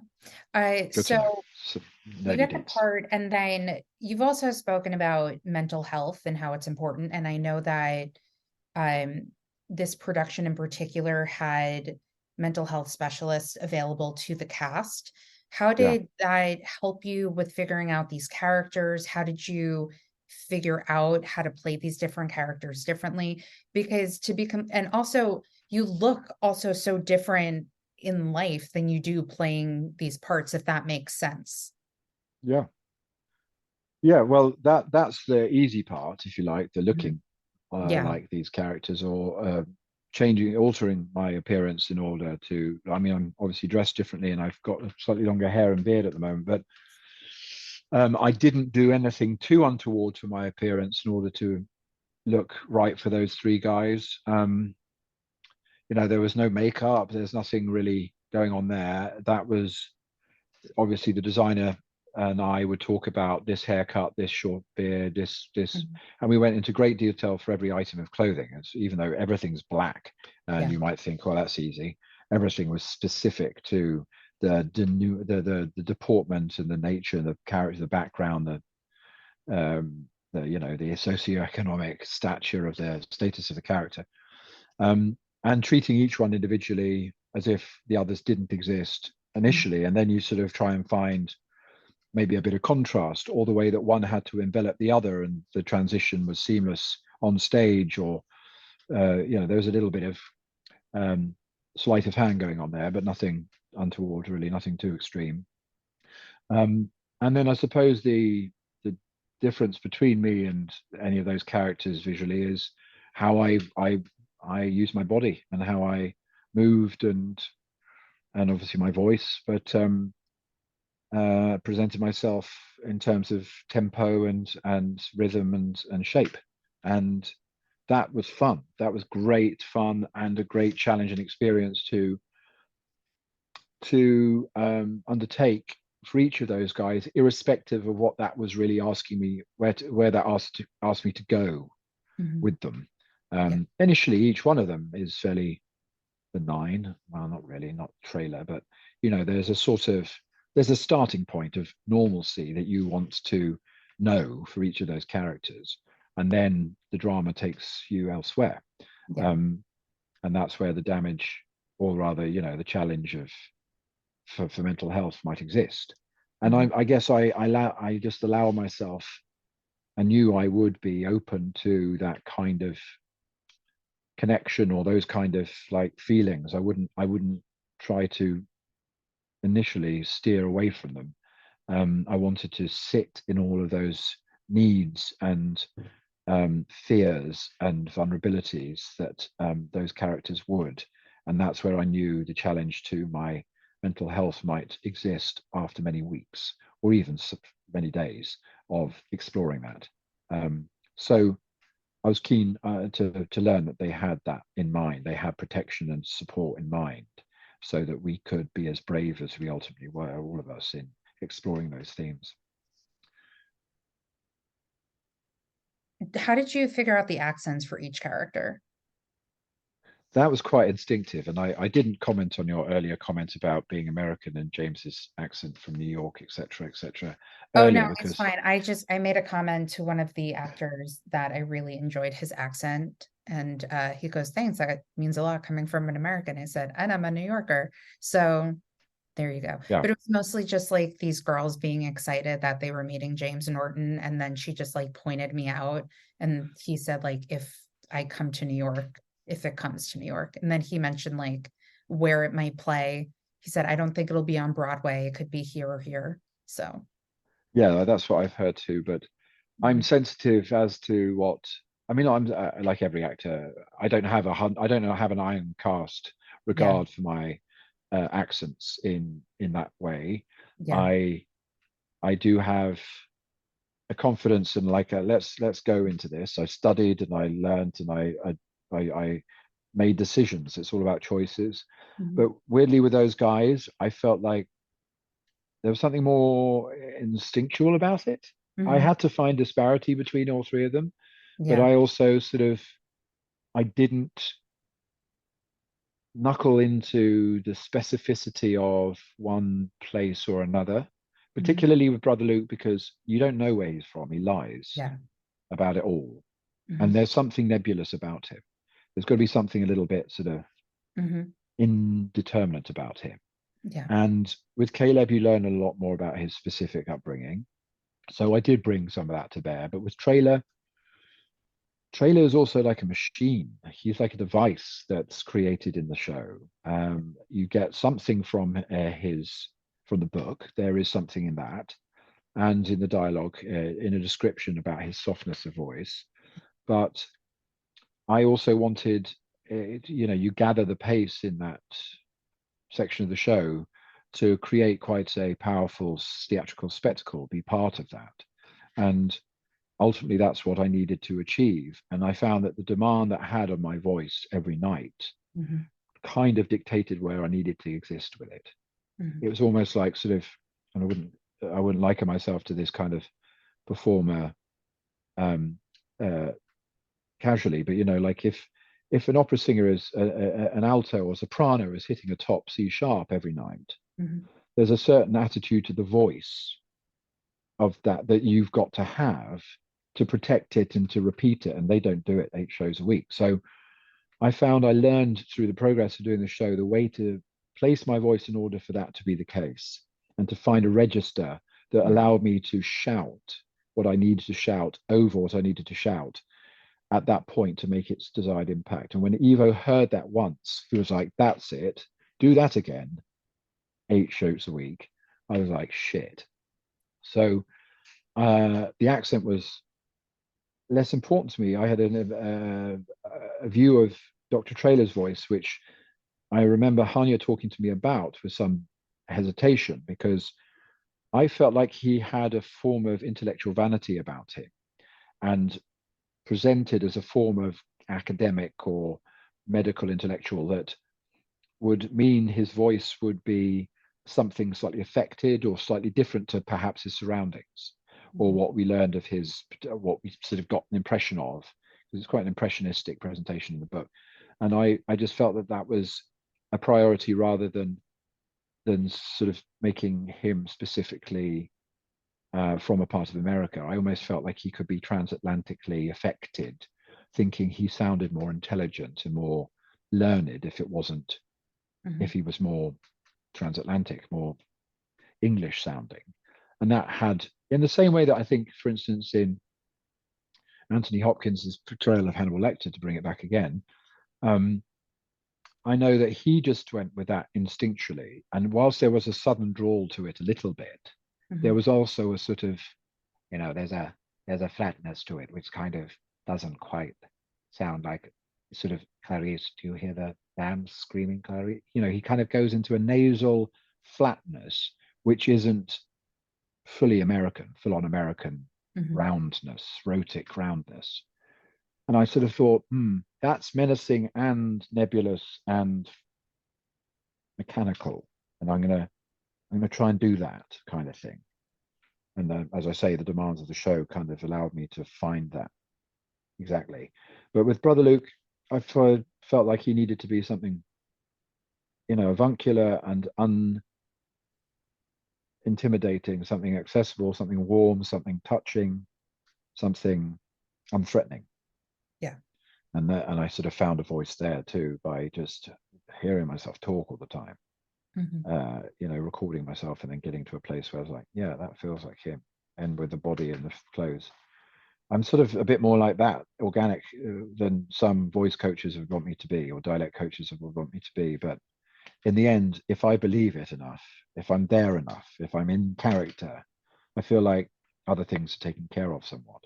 And I don't know. That's been my approach. Was there also an intimacy coordinator who was part of the show? So can you discuss how that was working with excuse me, with James as well in those particular scenes? Yeah, we had a great intimacy coordinator called Sarah Green, who was a lovely woman who had come from a dance background and was also good at helping us warm up our bodies as a company and get ready for the show in all sorts of ways. But her priority was working with me and James and Luke and James, perhaps some of the others. But essentially, it was like, okay, they had a recording of the Dutch show that you may have seen at BAM or heard of from BAM. There was Evo's like approach to acting is very much like a kind of, I think, outside in thing. He sees it, whether it's been recorded, done before or not. I think he sees it and he wants it like that. And he wants you to lift your body into that place one way, put your body into that place. And you can do all the backstory to it. Don't bother him with it. He just wants to see that. And there's nothing more the case than with the intimacy stuff. And in a sense, that's what intimacy is good for, is like, here's the list of stuff that you're going to shoot. This gets discussed obviously for weeks before a filming thing. And it's discussed with you maybe more organically, but you have a checklist and you don't deviate from that checklist. And that's all contracted and so on. This was not quite so contracted and everything, but the checklist is basically the same. Sarah had watched the video, worked from it, made a list of everything that she discerned from it, checked it with, I think, at the very least, Jeff James, who's Evo's associate, and then, yep, that's right. Yep, that's the right interpretation. Right, guys. So today let's check in with each other, and she taught us how to do various ways of like just being cool with each other's presence, our bodies and boundaries, and then going, this is what we have to do today. There's a kiss here. There's a hands on face. It's all almost animalistic. I want you to sort of bite his face off. Then the hands move around to here. Then the body would swivel around and you would do this, broken down like a dance. And then we would go through that bit by bit as a sort of sketch, as a kind of choreographed marking of choreography.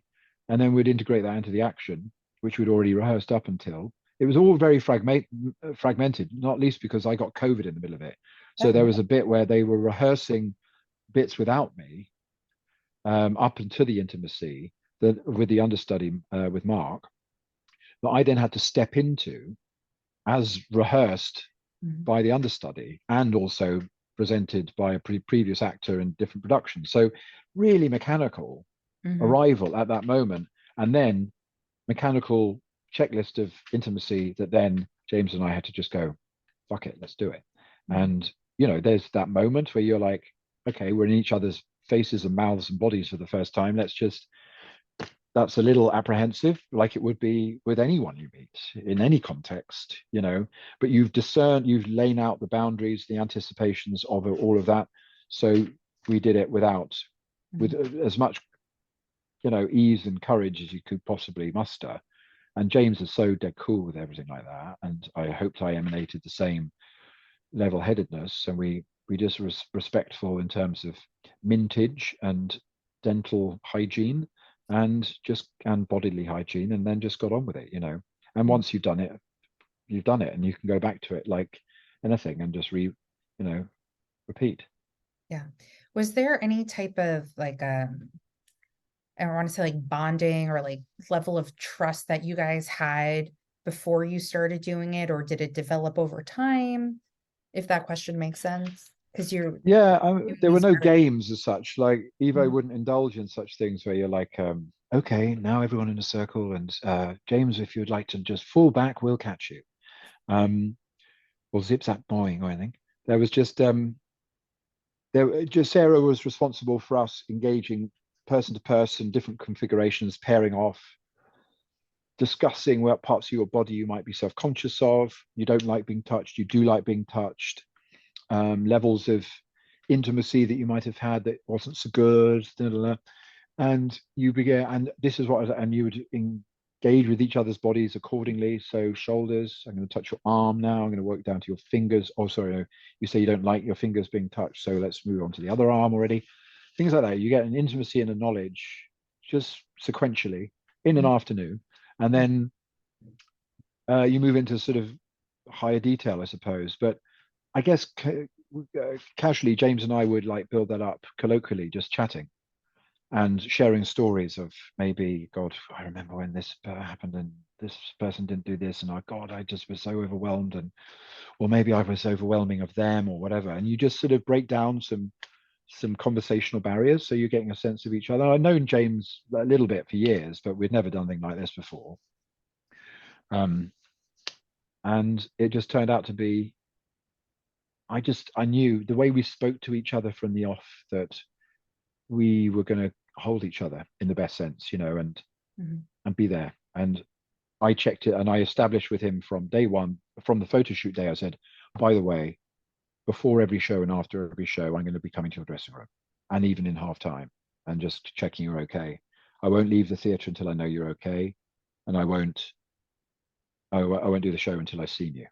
And we kept to that. And that was learned from shows where I had not done that, and ended up tying myself in knots about how damaging I was as another person by the nature of the stuff I had to do as a character. And I found it at some point difficult to recognize that they were reacting to my character all the time and not me, because I didn't check out in the right way. And you just think, oh my God, I can't believe they must hate me, or I could see hate in their eyes, or the audience hate me, and I've got nowhere else to go with this. So you've got to have those moments, otherwise it can eat up your head. And James and I established that from day one, never let it go, and it just meant that we never had a tough time. It was great. How is this because that stage door, from what I've seen online, not my experience though, but just gonna close the door. Sorry. Yeah, Yes. sure. I can still hear Oh, okay. you.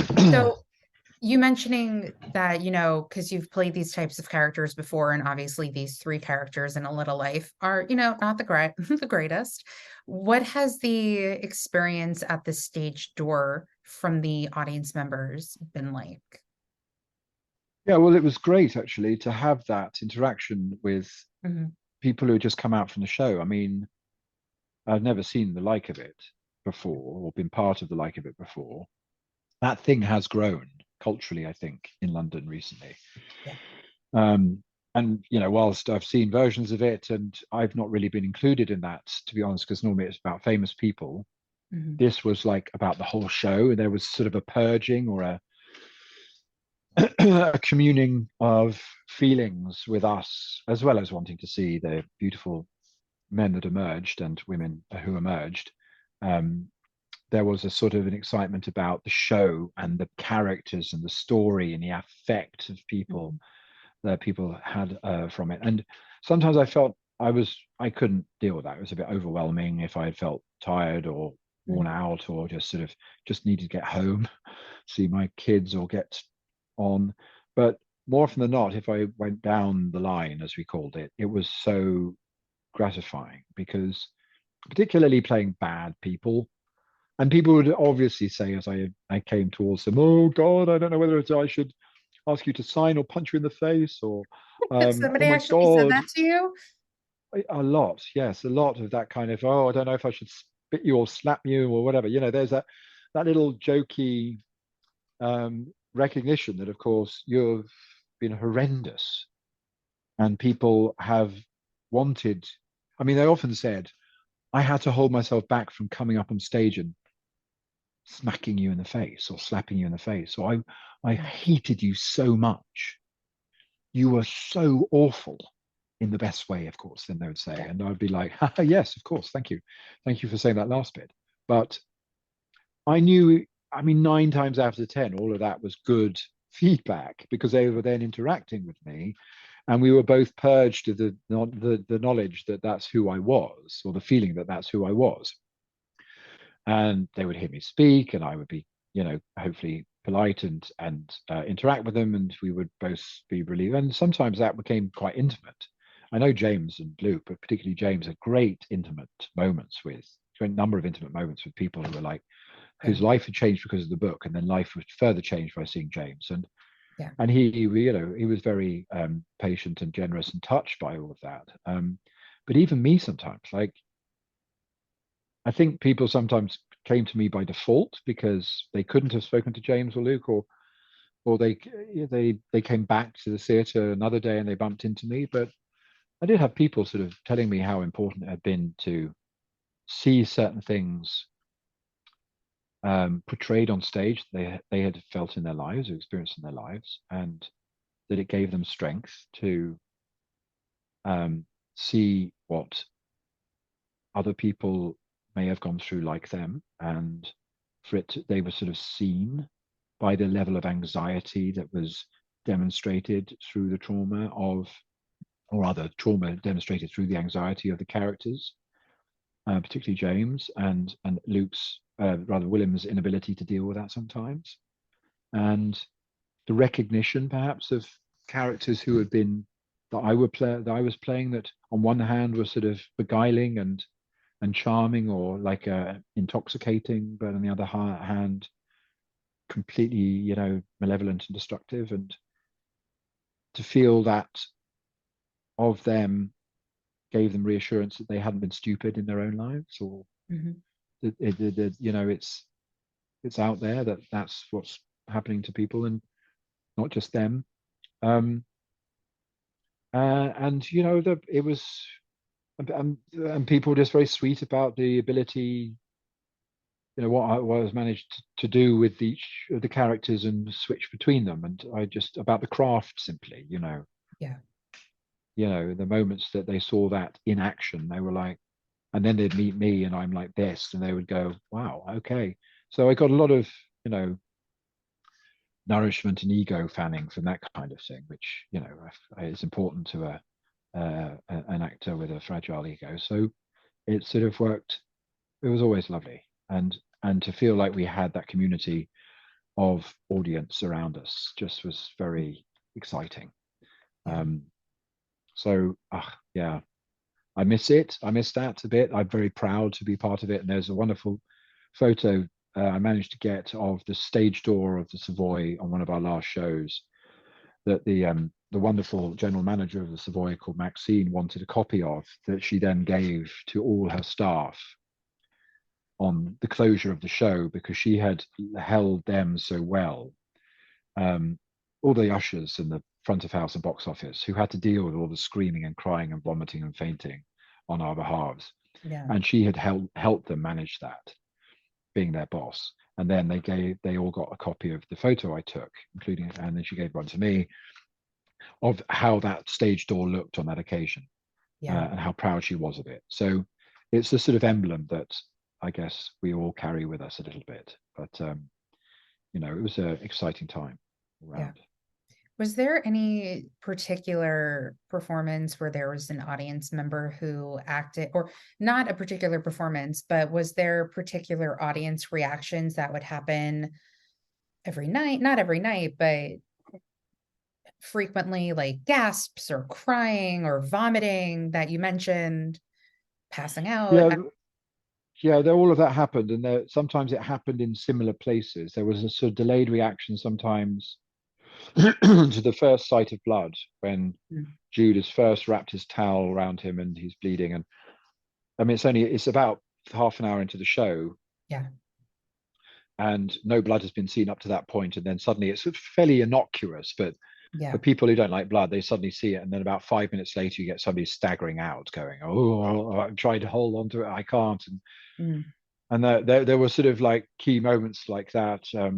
I think also after Caleb leaving Jude on the floor like that, again, blood and violence, and there was often a delayed reaction. By the time I came back on as Brother Luke, there was a form of like I guess PTSD Yeah.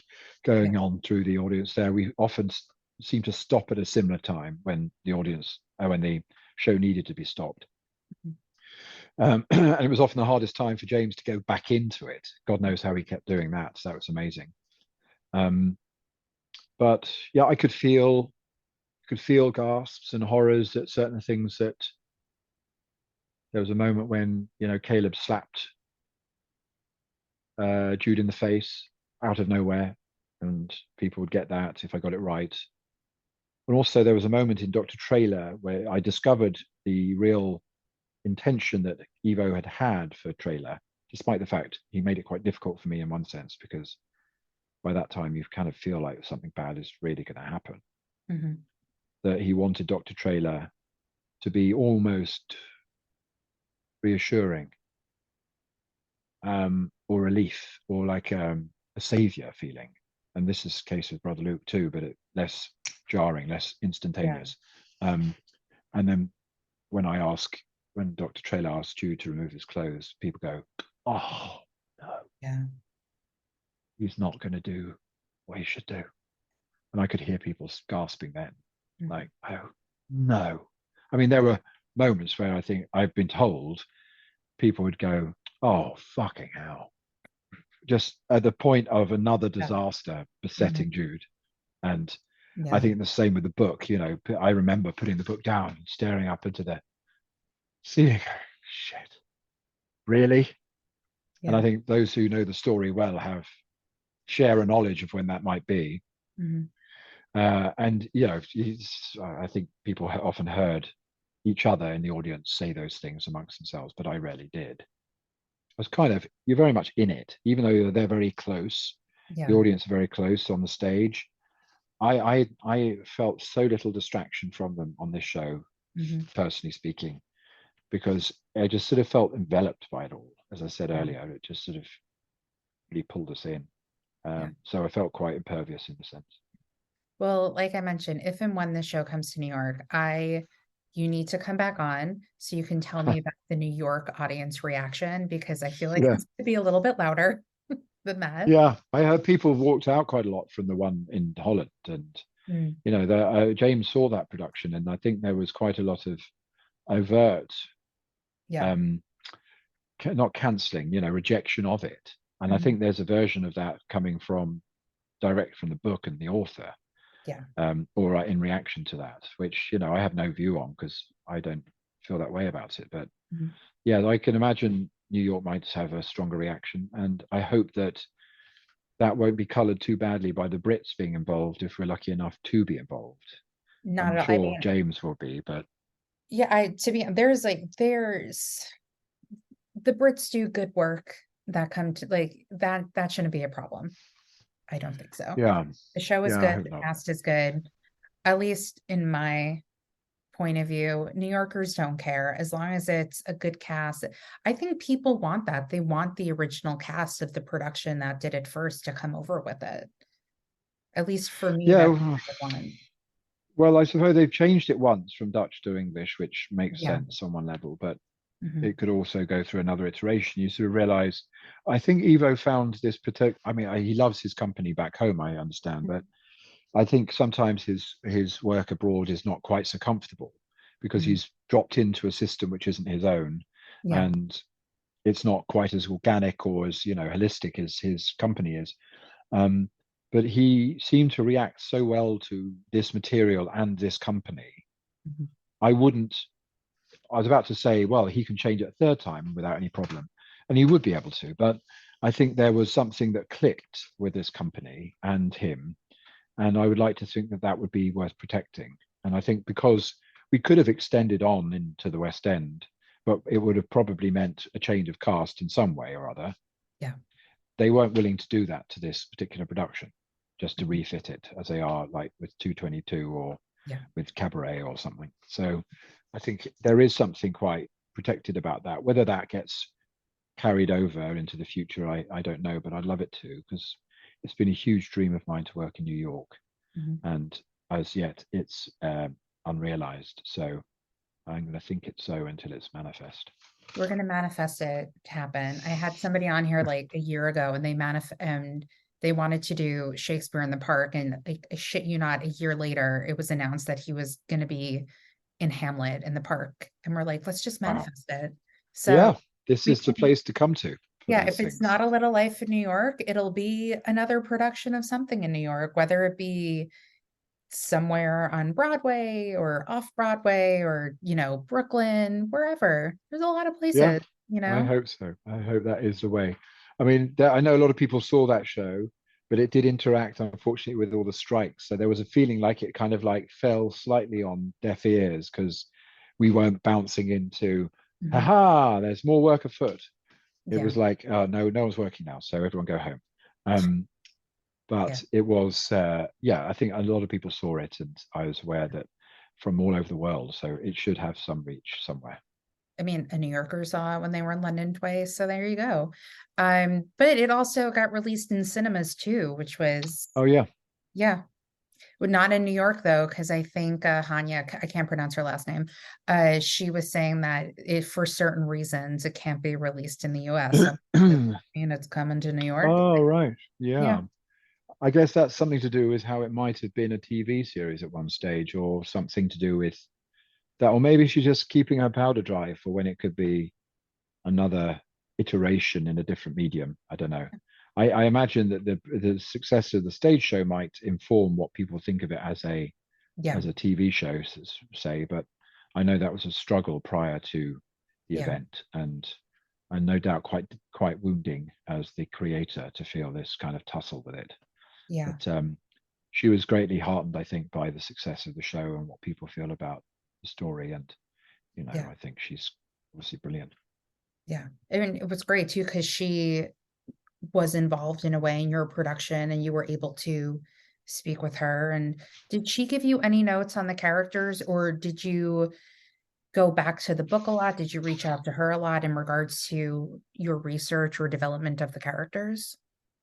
Yeah, she did say stuff, and we did meet, and she saw the tape, and she wrote to me as soon as I agreed to do the role, and sort of told me where she thought I was, not in a sort of like oh, you've done this right, so don't fuck up, or don't change it. She was like, very um praising of what I had brought to it in my audition, and why she thought that it was a great choice, or why it was a good choice myself, and so on. And she told me a couple of interesting stories about things that helped me get a grasp on what perhaps Dr. Traylor was. A couple of things about Caleb. We had a 2-hour chat, and it was quite broad ranging in terms of, evil, as it were, and malevolence, and predatory men. But she was generally just someone who, you can imagine how affecting it is to have the author saying, it's brilliant what you're doing, right from the off, and feeling like I've been in the room with writers where I haven't felt that, either because of their own weird inhibitions, they're not able to just communicate, or maybe they're trying to be respectful of a director and they don't want to talk over the director or behind the director's back, even good stuff. I know that's happened too, but sometimes maybe they just don't like what you're doing, and you've been miscast in their eyes, and you're like, hey, I can feel that big time, and that's really undermining. With Hanya, I'd never felt that. I just felt like I had her blessing. We all did, and it gave me the courage I needed to be who I needed to be. And she's a very wise woman with lots of, like a sense of wisdom and calm, like authority about her. She's exactly the same age as me, pretty much, and we related on sort of midlife issues that I think are, typical of people our age, in a straightforward way that someone with such insight of other parts of humanity, you can imagine, I was surprised to find. But she is a very humble, confident, insightful, generous person. So having her around was no hardship whatsoever. And how did you go back to the book often, or are you just stuck with speaking with Hanya about any of the research? I had done enough pulling up of the book in the first instances to then feel like I was on. I've used source material. I've obviously been in things with source material before, of either a book or historical, or even, I guess, another medium. There comes a point, like I was saying earlier, about trying to play other people's show, or in the shadow of other people's characters. You just got to go, now it's mine. This is it. This is what I'm breathing and living with my fellow actor. And we're doing it 132 times. And whilst there needs to be a continuity between those performances, every night you're trying to lift another stone and see what's underneath it. And sequentially, that might mean you take a couple of detours. And every actor's different as regards to how far they take this. But I want to try and find a freshness and aliveness to it all the time. And sometimes that means that I'm living exactly in this moment, and that might not be what the book has suggested. I'm not saying that I'm going to suddenly do a backflip and say, start speaking in a French accent. It's just, I'm sort of existing in the logic of my and my colleagues' moment, rather than a book that was written 6 years ago, albeit the source material. That's not helping me now. This is helping me, and that's what I'm paying attention to.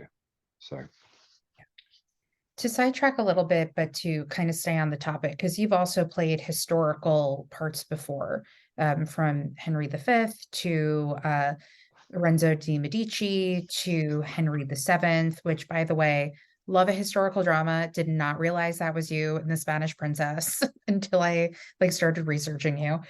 So how do you in preparation for those parts, even the part in Alexander, did you research any of the actual historical figures to play these parts? Yeah, I guess it's always something to be done as a starting place. And I would have always gone. Alexander, I was almost like obsessed about it. I was a little bit too sort of academic about it, really. I got loads of books. I read them all. I made notes. I went to speak to Robin Lane Fox. I try to swat up as much as possible so that you sort of feel like you've got the confidence to be somebody there, justified in playing this role, and that you've covered your bases and no one's going to surprise you or push you over by making some kind of claim of your character there. But Same with the Medici. I sort of got these big biographies of David Medici and would read him and about him and his family, and learned a lot of context. But then I turned up on David Goya's set and I realized, all right, this isn't quite what I've been reading. This Yeah. is a very different tenor of show. And I'm not meant to be like, I mean, you've cast me because by all accounts, Lorenzo was quite a meathead. He had a boxer's face, and although he didn't look like me, he looked more like Fergal Sharkey, for anyone who knows who he is. And you're like, okay, I kind of see why I'm here because of that physical account, but the rest of it, okay, there's a lot more something else in this show than there has been in any of these biographies. So Yeah. and when I got cast as Henry VII, so I did some reading of what might be the context of his, basically his neurosis about being king, Mm-hmm. and why he was so apprehensive or so anxious about everything to do with his status and his bloodline. You need to understand where that's coming from. But then I realized that, the writers of that show decided to go in a very different direction in terms of some of the history, but Yeah. also the director, who was a Danish woman, brilliant director, but didn't have the same sense of like Henry VII as we do historically here, Yeah. as being old King Cole was a merry old soul and being a very sort of tight and particularly sort of weaselly looking man, rodenty, bobcutty, Blackadder-esque type um, persona, at least by Holbein's portraits. And then I was cast, and they told me to grow out my beard and my golden locks, and I didn't look anything like Henry VII by any account. And if anything, I should have been Henry VIII, but I was just too old. But and then you're sort of like, okay, well, am I going to fight this and decide I should be like, I should try and fit this square peg into a round hole and try and bring all my historical nous about this and turn him into what history has made an account of? Because of course history is only one point of view, or is a myriad of points of view, but only from the vantage point of the future. Is never real true fact anyway. So, or am I going to just go with what this production is trying to achieve as its vision and its effect?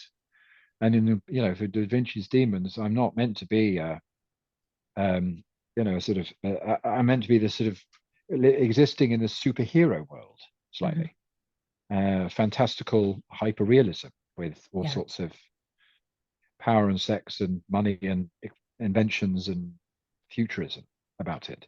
So that's just lean into that, Yeah. And that's what I think I've done with all the research. Takes me so far, and then I go, okay, now it's me and us doing this. Let's inhabit that. Yeah. And I've made a few key choices to get me into the world. And then it's the style. What is the style of the show? Is this, what does Shakespeare bring to this? What does the camera bring to this? What does the microphone bring to this? What does the arrangement of the theatre bring to this? It's not going to be like a historical. They don't want a historical version of this. They want this show's version of this, and that's what I'm going to give them. And so I kind of liberate myself from some of that stuffy stuff after a while. So you lightly touched upon how you've written and directed before. Do you see yourself still doing that? Because a couple of years ago, you actually co-directed and co-wrote a short film called Flutter. Yeah, it was longer than a couple of years ago, but thanks. Oh, yeah, you're welcome. Time. I wish it was only a couple of years ago, so I could still dine out on the Well achievement. done. It was 2015. That's a couple of years ago. That's less than 10 years. Or was it like no, longer, but then it came out in 2015? Yeah, I don't know where 2015 is relating to. Maybe something to do with maybe a festival, or maybe Facebook. No, I made it the year my son was born, so he's now nearly 11. Okay. So it's a decade old, I'm afraid. And that was that was me harnessing some energy before I had children that I had to spare, I suppose, but towards telling stories in a way that I felt I could and should. And because I've got two kids just under the age of 10 or 11, I've spent this decade principally giving them, and perhaps my DIY towards their habitat, their dwelling, my excess energy and time. But if that has waned, once that has waned somewhat, I want to get back into writing again. I know true writers would say, well, you should be up at 4 and doing it instead. But I'm often just nursing a broken back at that time in the night. No, I do have things I need to sit down and write. I would like to be given the chance to direct something. It's something that after 25 years or more of being in theatre, I know I can do. I've directed the odd small show before, including this production of Edmund I spoke of, that again was before kids. But I just had a lot of drive about that, and I had an ambition for all of that a while back, and I think having a family has altered my priorities somewhat. But it shouldn't have to be the case that I just give up on one in order to accommodate the other. Yeah. But I also found directing that short film in Malta, in Maltese, on a very small budget during a storm, as was coming in off the Med, on a cliff top, quite stressful, with a 6-month-old baby at home, well, not even at home, in the apartment, with my partner. And I remember feeling I was quite burnt by that in a way. So like, wow, that was only a short film. Imagine doing a proper film. Yeah.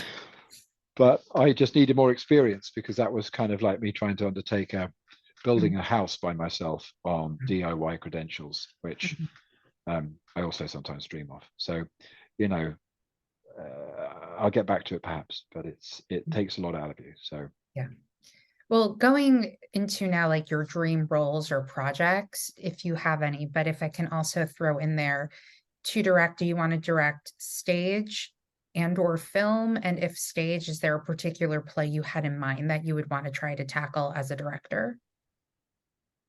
oh yeah, I There could did be have. multiples. Yeah, yeah, I guess it's been a while since I sat on this triumvirate of projects for a while, but that's all a bit far off now. Um,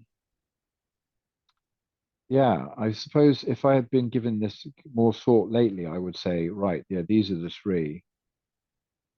But I worked on a production of an adaptation of Murder in the Cathedral by T.S. Eliot, which at the time of studying wasn't to me a great passion project. I mean, the play itself didn't ever strike me as being something, wow, must do this. This is wonderful theatre, because T.S. Eliot's stuff is kind of hard. I Mhm. mean, not hard in as much that I don't mind a challenge, but cocktail party we did at drama school, and whew, it was an exercise of learning which I had not yet prepared. I was not prepared for. There was a style to it, linguistically, and actually in terms of presentation, which was so hard. It taught me a lot. But then I was struck by how much A Murder in the Cathedral reminded me of um, Henry II and Thomas. Oh, sorry, it's about Henry II, Thomas Becket, but remind me about Martin Luther King Hmm. and his disposition towards the end of his life, where he knew it was coming. And that's kind of what Thomas Beckett's like in Murder in the Cathedral. There's a feeling like they both overstep the mark and know that they're sticking to their principles, and their seal has been their fate has been sealed. And I came up with this idea with a friend of mine called Olin Wallen, who's a brilliant composer, of writing the show as a gospel opera. And we worked tirelessly for a few months in writing T.S. Eliot's words to gospel, and sort of what music that you might hear sung at Presbyterian churches and Methodist churches around America in the 60s. And we workshopped that at the National Theatre studio and Wilton's Music Hall, and we got a large portion of the score up and running. And because she's such a brilliant writer, and the edit that we made to it was quite, I don't know, it's quite ruthless, but quite effective. The whole thing was amazing, I thought. It had real potential, and it's only granted I was a white man directing a show written by a white man that now included an entirely black cast, and was using that as the template to approach issues of racial divide and civil rights. And I perhaps wasn't the right person to carry on doing that. This was a while back, so we were being less discerning about some of this than we are now. I perhaps wouldn't be the person to do this again, alone, certainly, but I think it had some theatrical power, and the music was amazing with those lyrics. And the Elliot estate for a while were interested, and nothing much has been done on his plays since then. And maybe there's a reason for that, but that was something I was very passionate about for a while. But like I say, I'm not sure I would be the right person to do that now. Mm-hmm. But yeah, I definitely would like to do stuff with music. It seems to be the way in for me. I like to find that way of setting emotions alight through music, and in a way that I guess A Little Life did, simply by having a live quartet and some singing involved in it. But I'm excited when I see. Oh, I was also doing an adaptation of the Danish director I work with on the Spanish Princess.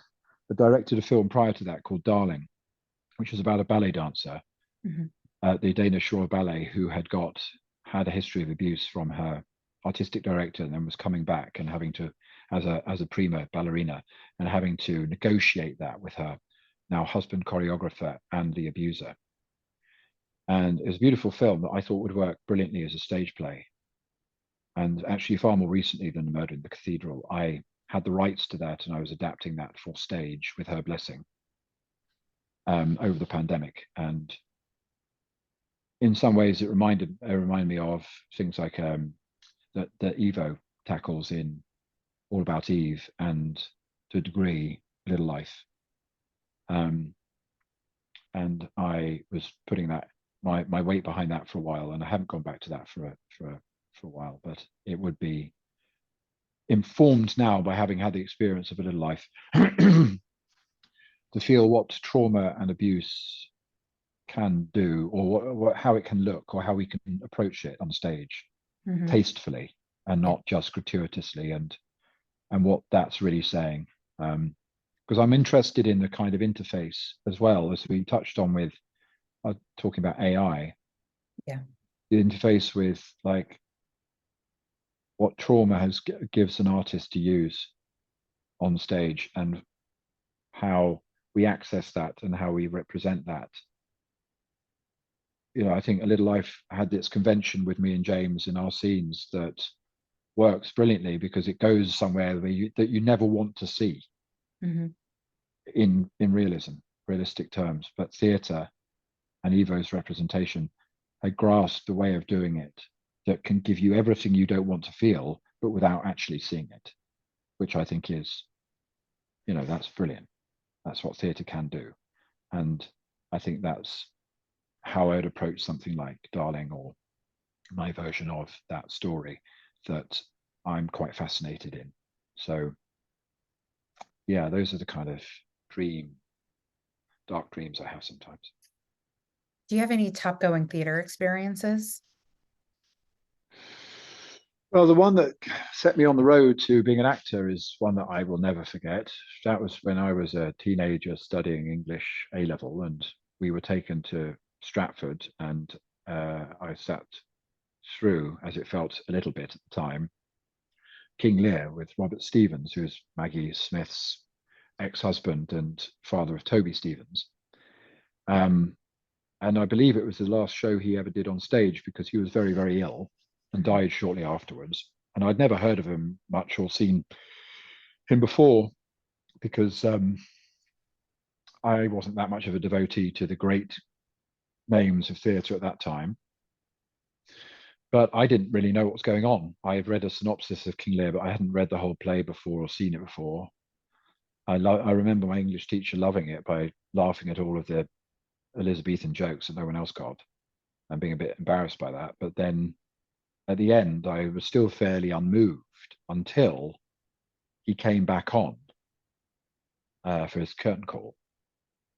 And the way this old man, this towering old man who had just staggered down the stairs holding Cordelia and then died in his bed, had then returned for his curtain call, and he looked so broken.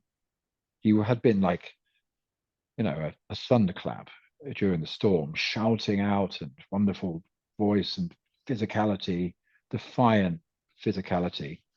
But then he came on and he was like a doddery old man, as he was. I mean, I think he was suffering. That's when I was hit by something that I hadn't anticipated finding in theatre. And it left me speechless for hours on the coach ride home. And I never forgot it. And it sort of branded in me the feeling that I wanted to do that, even though I didn't really understand it. Mm-hmm. And there are times where you don't really understand what you're watching, but it's somehow getting you. I mean, Sheila Atim, when I watched her, having worked with her the year before in what's a Girl from the North Country, when she stepped forward and she opened her mouth in that show and sung, I was like instantly turned into jelly. And it was because she has a beautiful voice. But why? I've heard loads of beautiful voices, but what was that moment that made me feel like I was, and I resonated many times in that show with the angst that these characters seem to feel for each other, mm-hmm. without really understanding what was going on. The plot isn't so important in that show. It sort of is vignettes of kind of archetypes, Americana archetypes, like intersecting with each other around these songs. But then you're hit by one thing in that song, like the one between the young lovers where "I Want You," they sing together. I mean, geez, I think that was done down the auditorium. I think he started from the stalls and she was on stage. For some reason, that's how I feel it was staged, and I felt like he was right there on me, singing for me, "I Want You," and that was really affecting. In the same way that when I saw A Woman in Black when I was 16 with my school again, and the woman in black appeared at my shoulder in the stalls then, as she wafted up onto stage as a ghost, I was electrified by that simple, cheap thrill of a ghosty experience. But that will stay with me forever. And I have seen others more recently that would stand out. But I think the ones that are still with me from years ago are the ones that I have made me and stay with me because of that initial virginal experience, if you like, of God, this medium can do that, and it doesn't often. And yeah. I know to my cost that that's the case, and I wish it was more available to us more often. But then I suppose, its rarity is what makes it special, and we don't ever kind of consume it like we consume TV box sets where we go, "Oh, this is great, yeah, this is great, this is great, this is a good show, oh no, it's not, let's move on to the next one." Mm-hmm. Theatre is never that consumable. You can't really consume it like that. Yeah. And often you're throwing it out, but you can't leave. But often you're like, okay, enough already, or nah. But when you get it, then it's more rewarding than a box set, any great TV show, I suppose. And I do agree with a lot of my top theater going experiences years past, not as recent as other things. So I understand that sentiment. So no worries there. All right, time for the actor studio questions. Are you ready? We can do this quickly. Yeah. Okay. What is your favorite word? Conjecture. What is your least favorite word? Moist. It's actually a popular least favorite word. I think it is. I think everyone's got that as a go-to. No one likes being moist or having moist in their mouth. It's not a very nice word, is it? Yeah. What turns you on?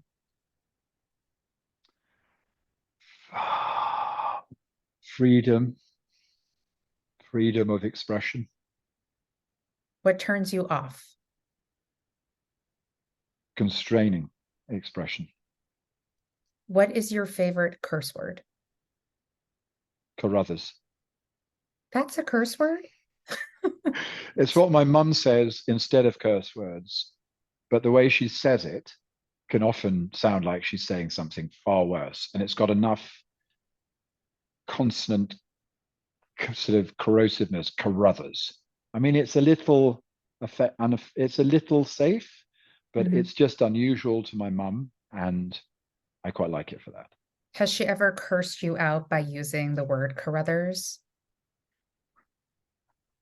Yeah, you can't call someone a Carruther, you Mhm. dirty Carruther, you mother Carruther. Mhm. It ends up being an expression of, oh, for fuck's sake, Carruthers. But no, I don't suppose she's called me enough other things for me to know what that's like. But yes, otherwise it's just a good fuck. I suppose I could always I, fall back on a I'm gonna, fuck. like a word of the day. I'm gonna see if I can use that today. Carruthers. Okay. What sound or what sound or noise do you love? Well, I just love anything that my most of the noises my children make. Um, there's a laugh that my daughter gets to when she's just lost it, which is just infectious.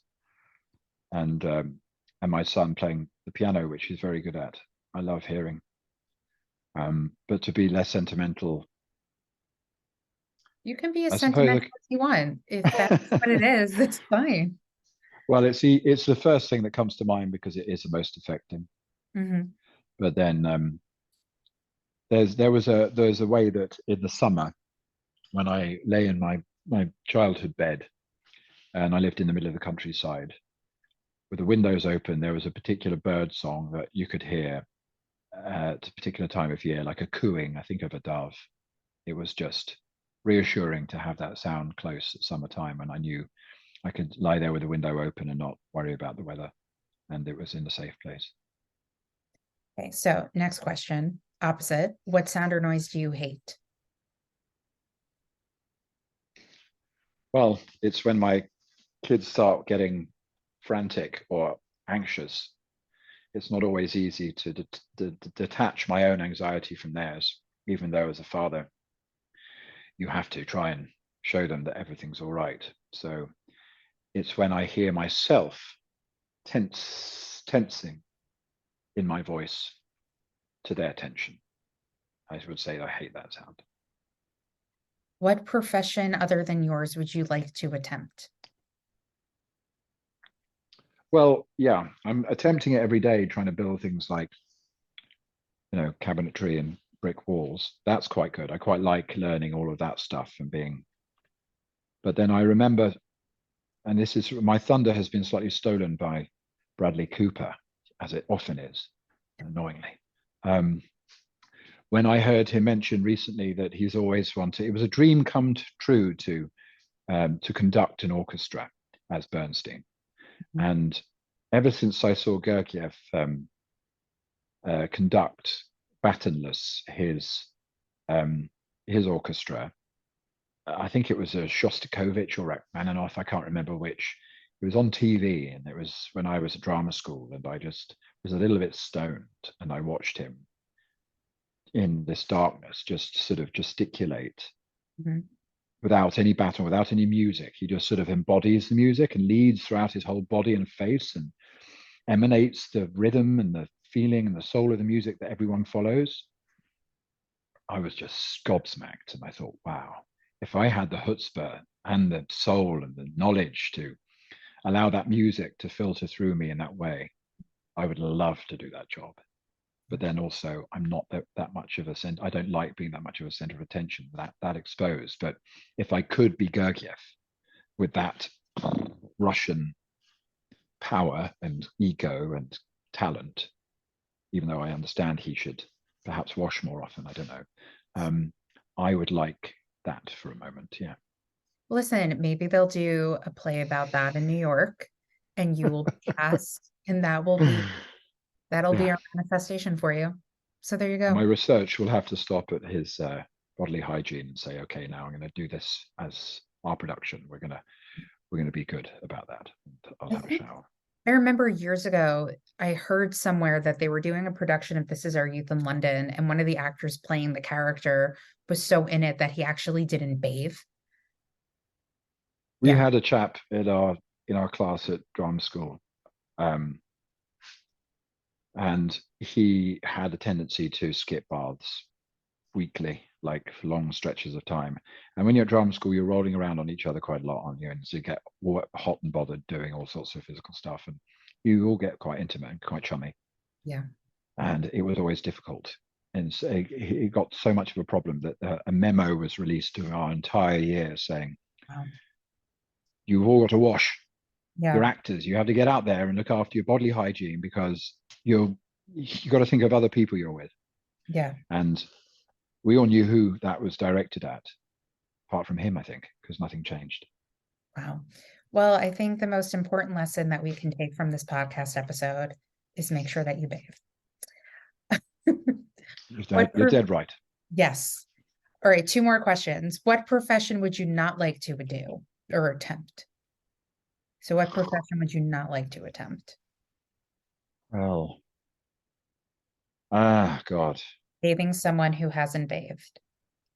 Yeah, maybe to have to be a bather. I'm pretty good when it comes to washing other people, though, including my children. But it's sort of like I don't know.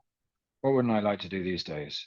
I mean, I both wanted to be a doctor when I was younger and was really annoyed I wasn't one when it was COVID because I wanted to be during the pandemic because I wanted to be of some use.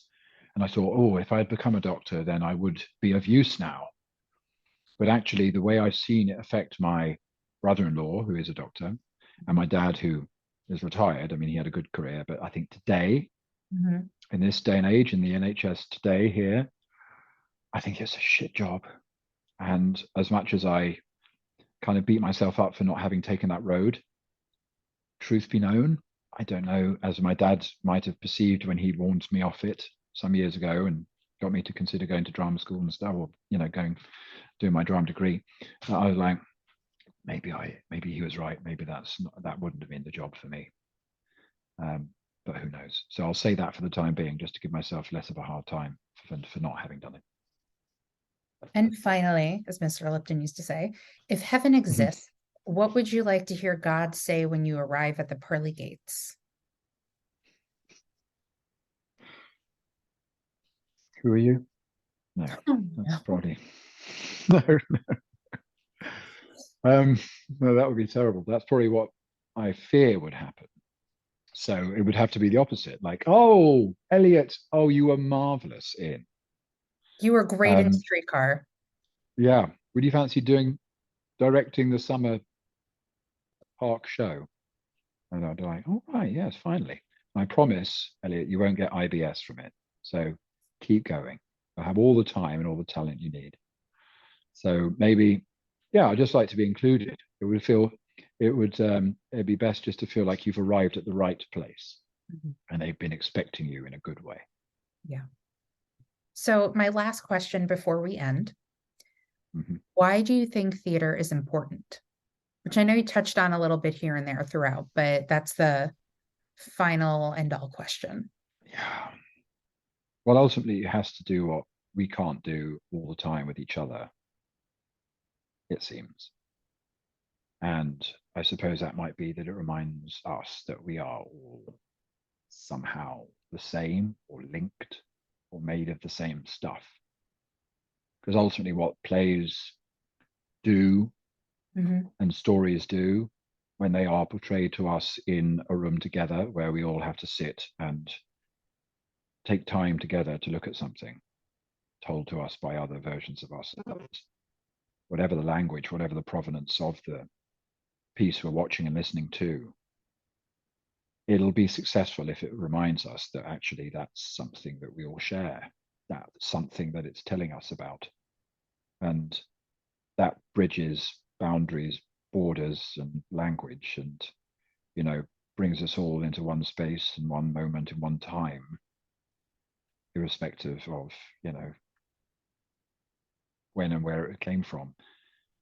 And that is possible. I think that's what it does at its very best, is that you don't even have to understand what's being said, but you can be moved altogether in a similar way by that one struggle or that one representation of something. And somehow that can make you feel like that you don't have the same, you shouldn't have the same beef with somebody or resistance to be like somebody or with somebody or next to somebody. And I sometimes that, I mean, that gets done in gloriously simple and celebratory ways in musicals, or, you know, about love and so on and so forth, or it could be about loss and fear and, you know, and death and grief, you know. But ultimately those are the things that I think theatre trades on and makes us recognize that we aren't that dissimilar. And I think that's important. Thank you for the answer.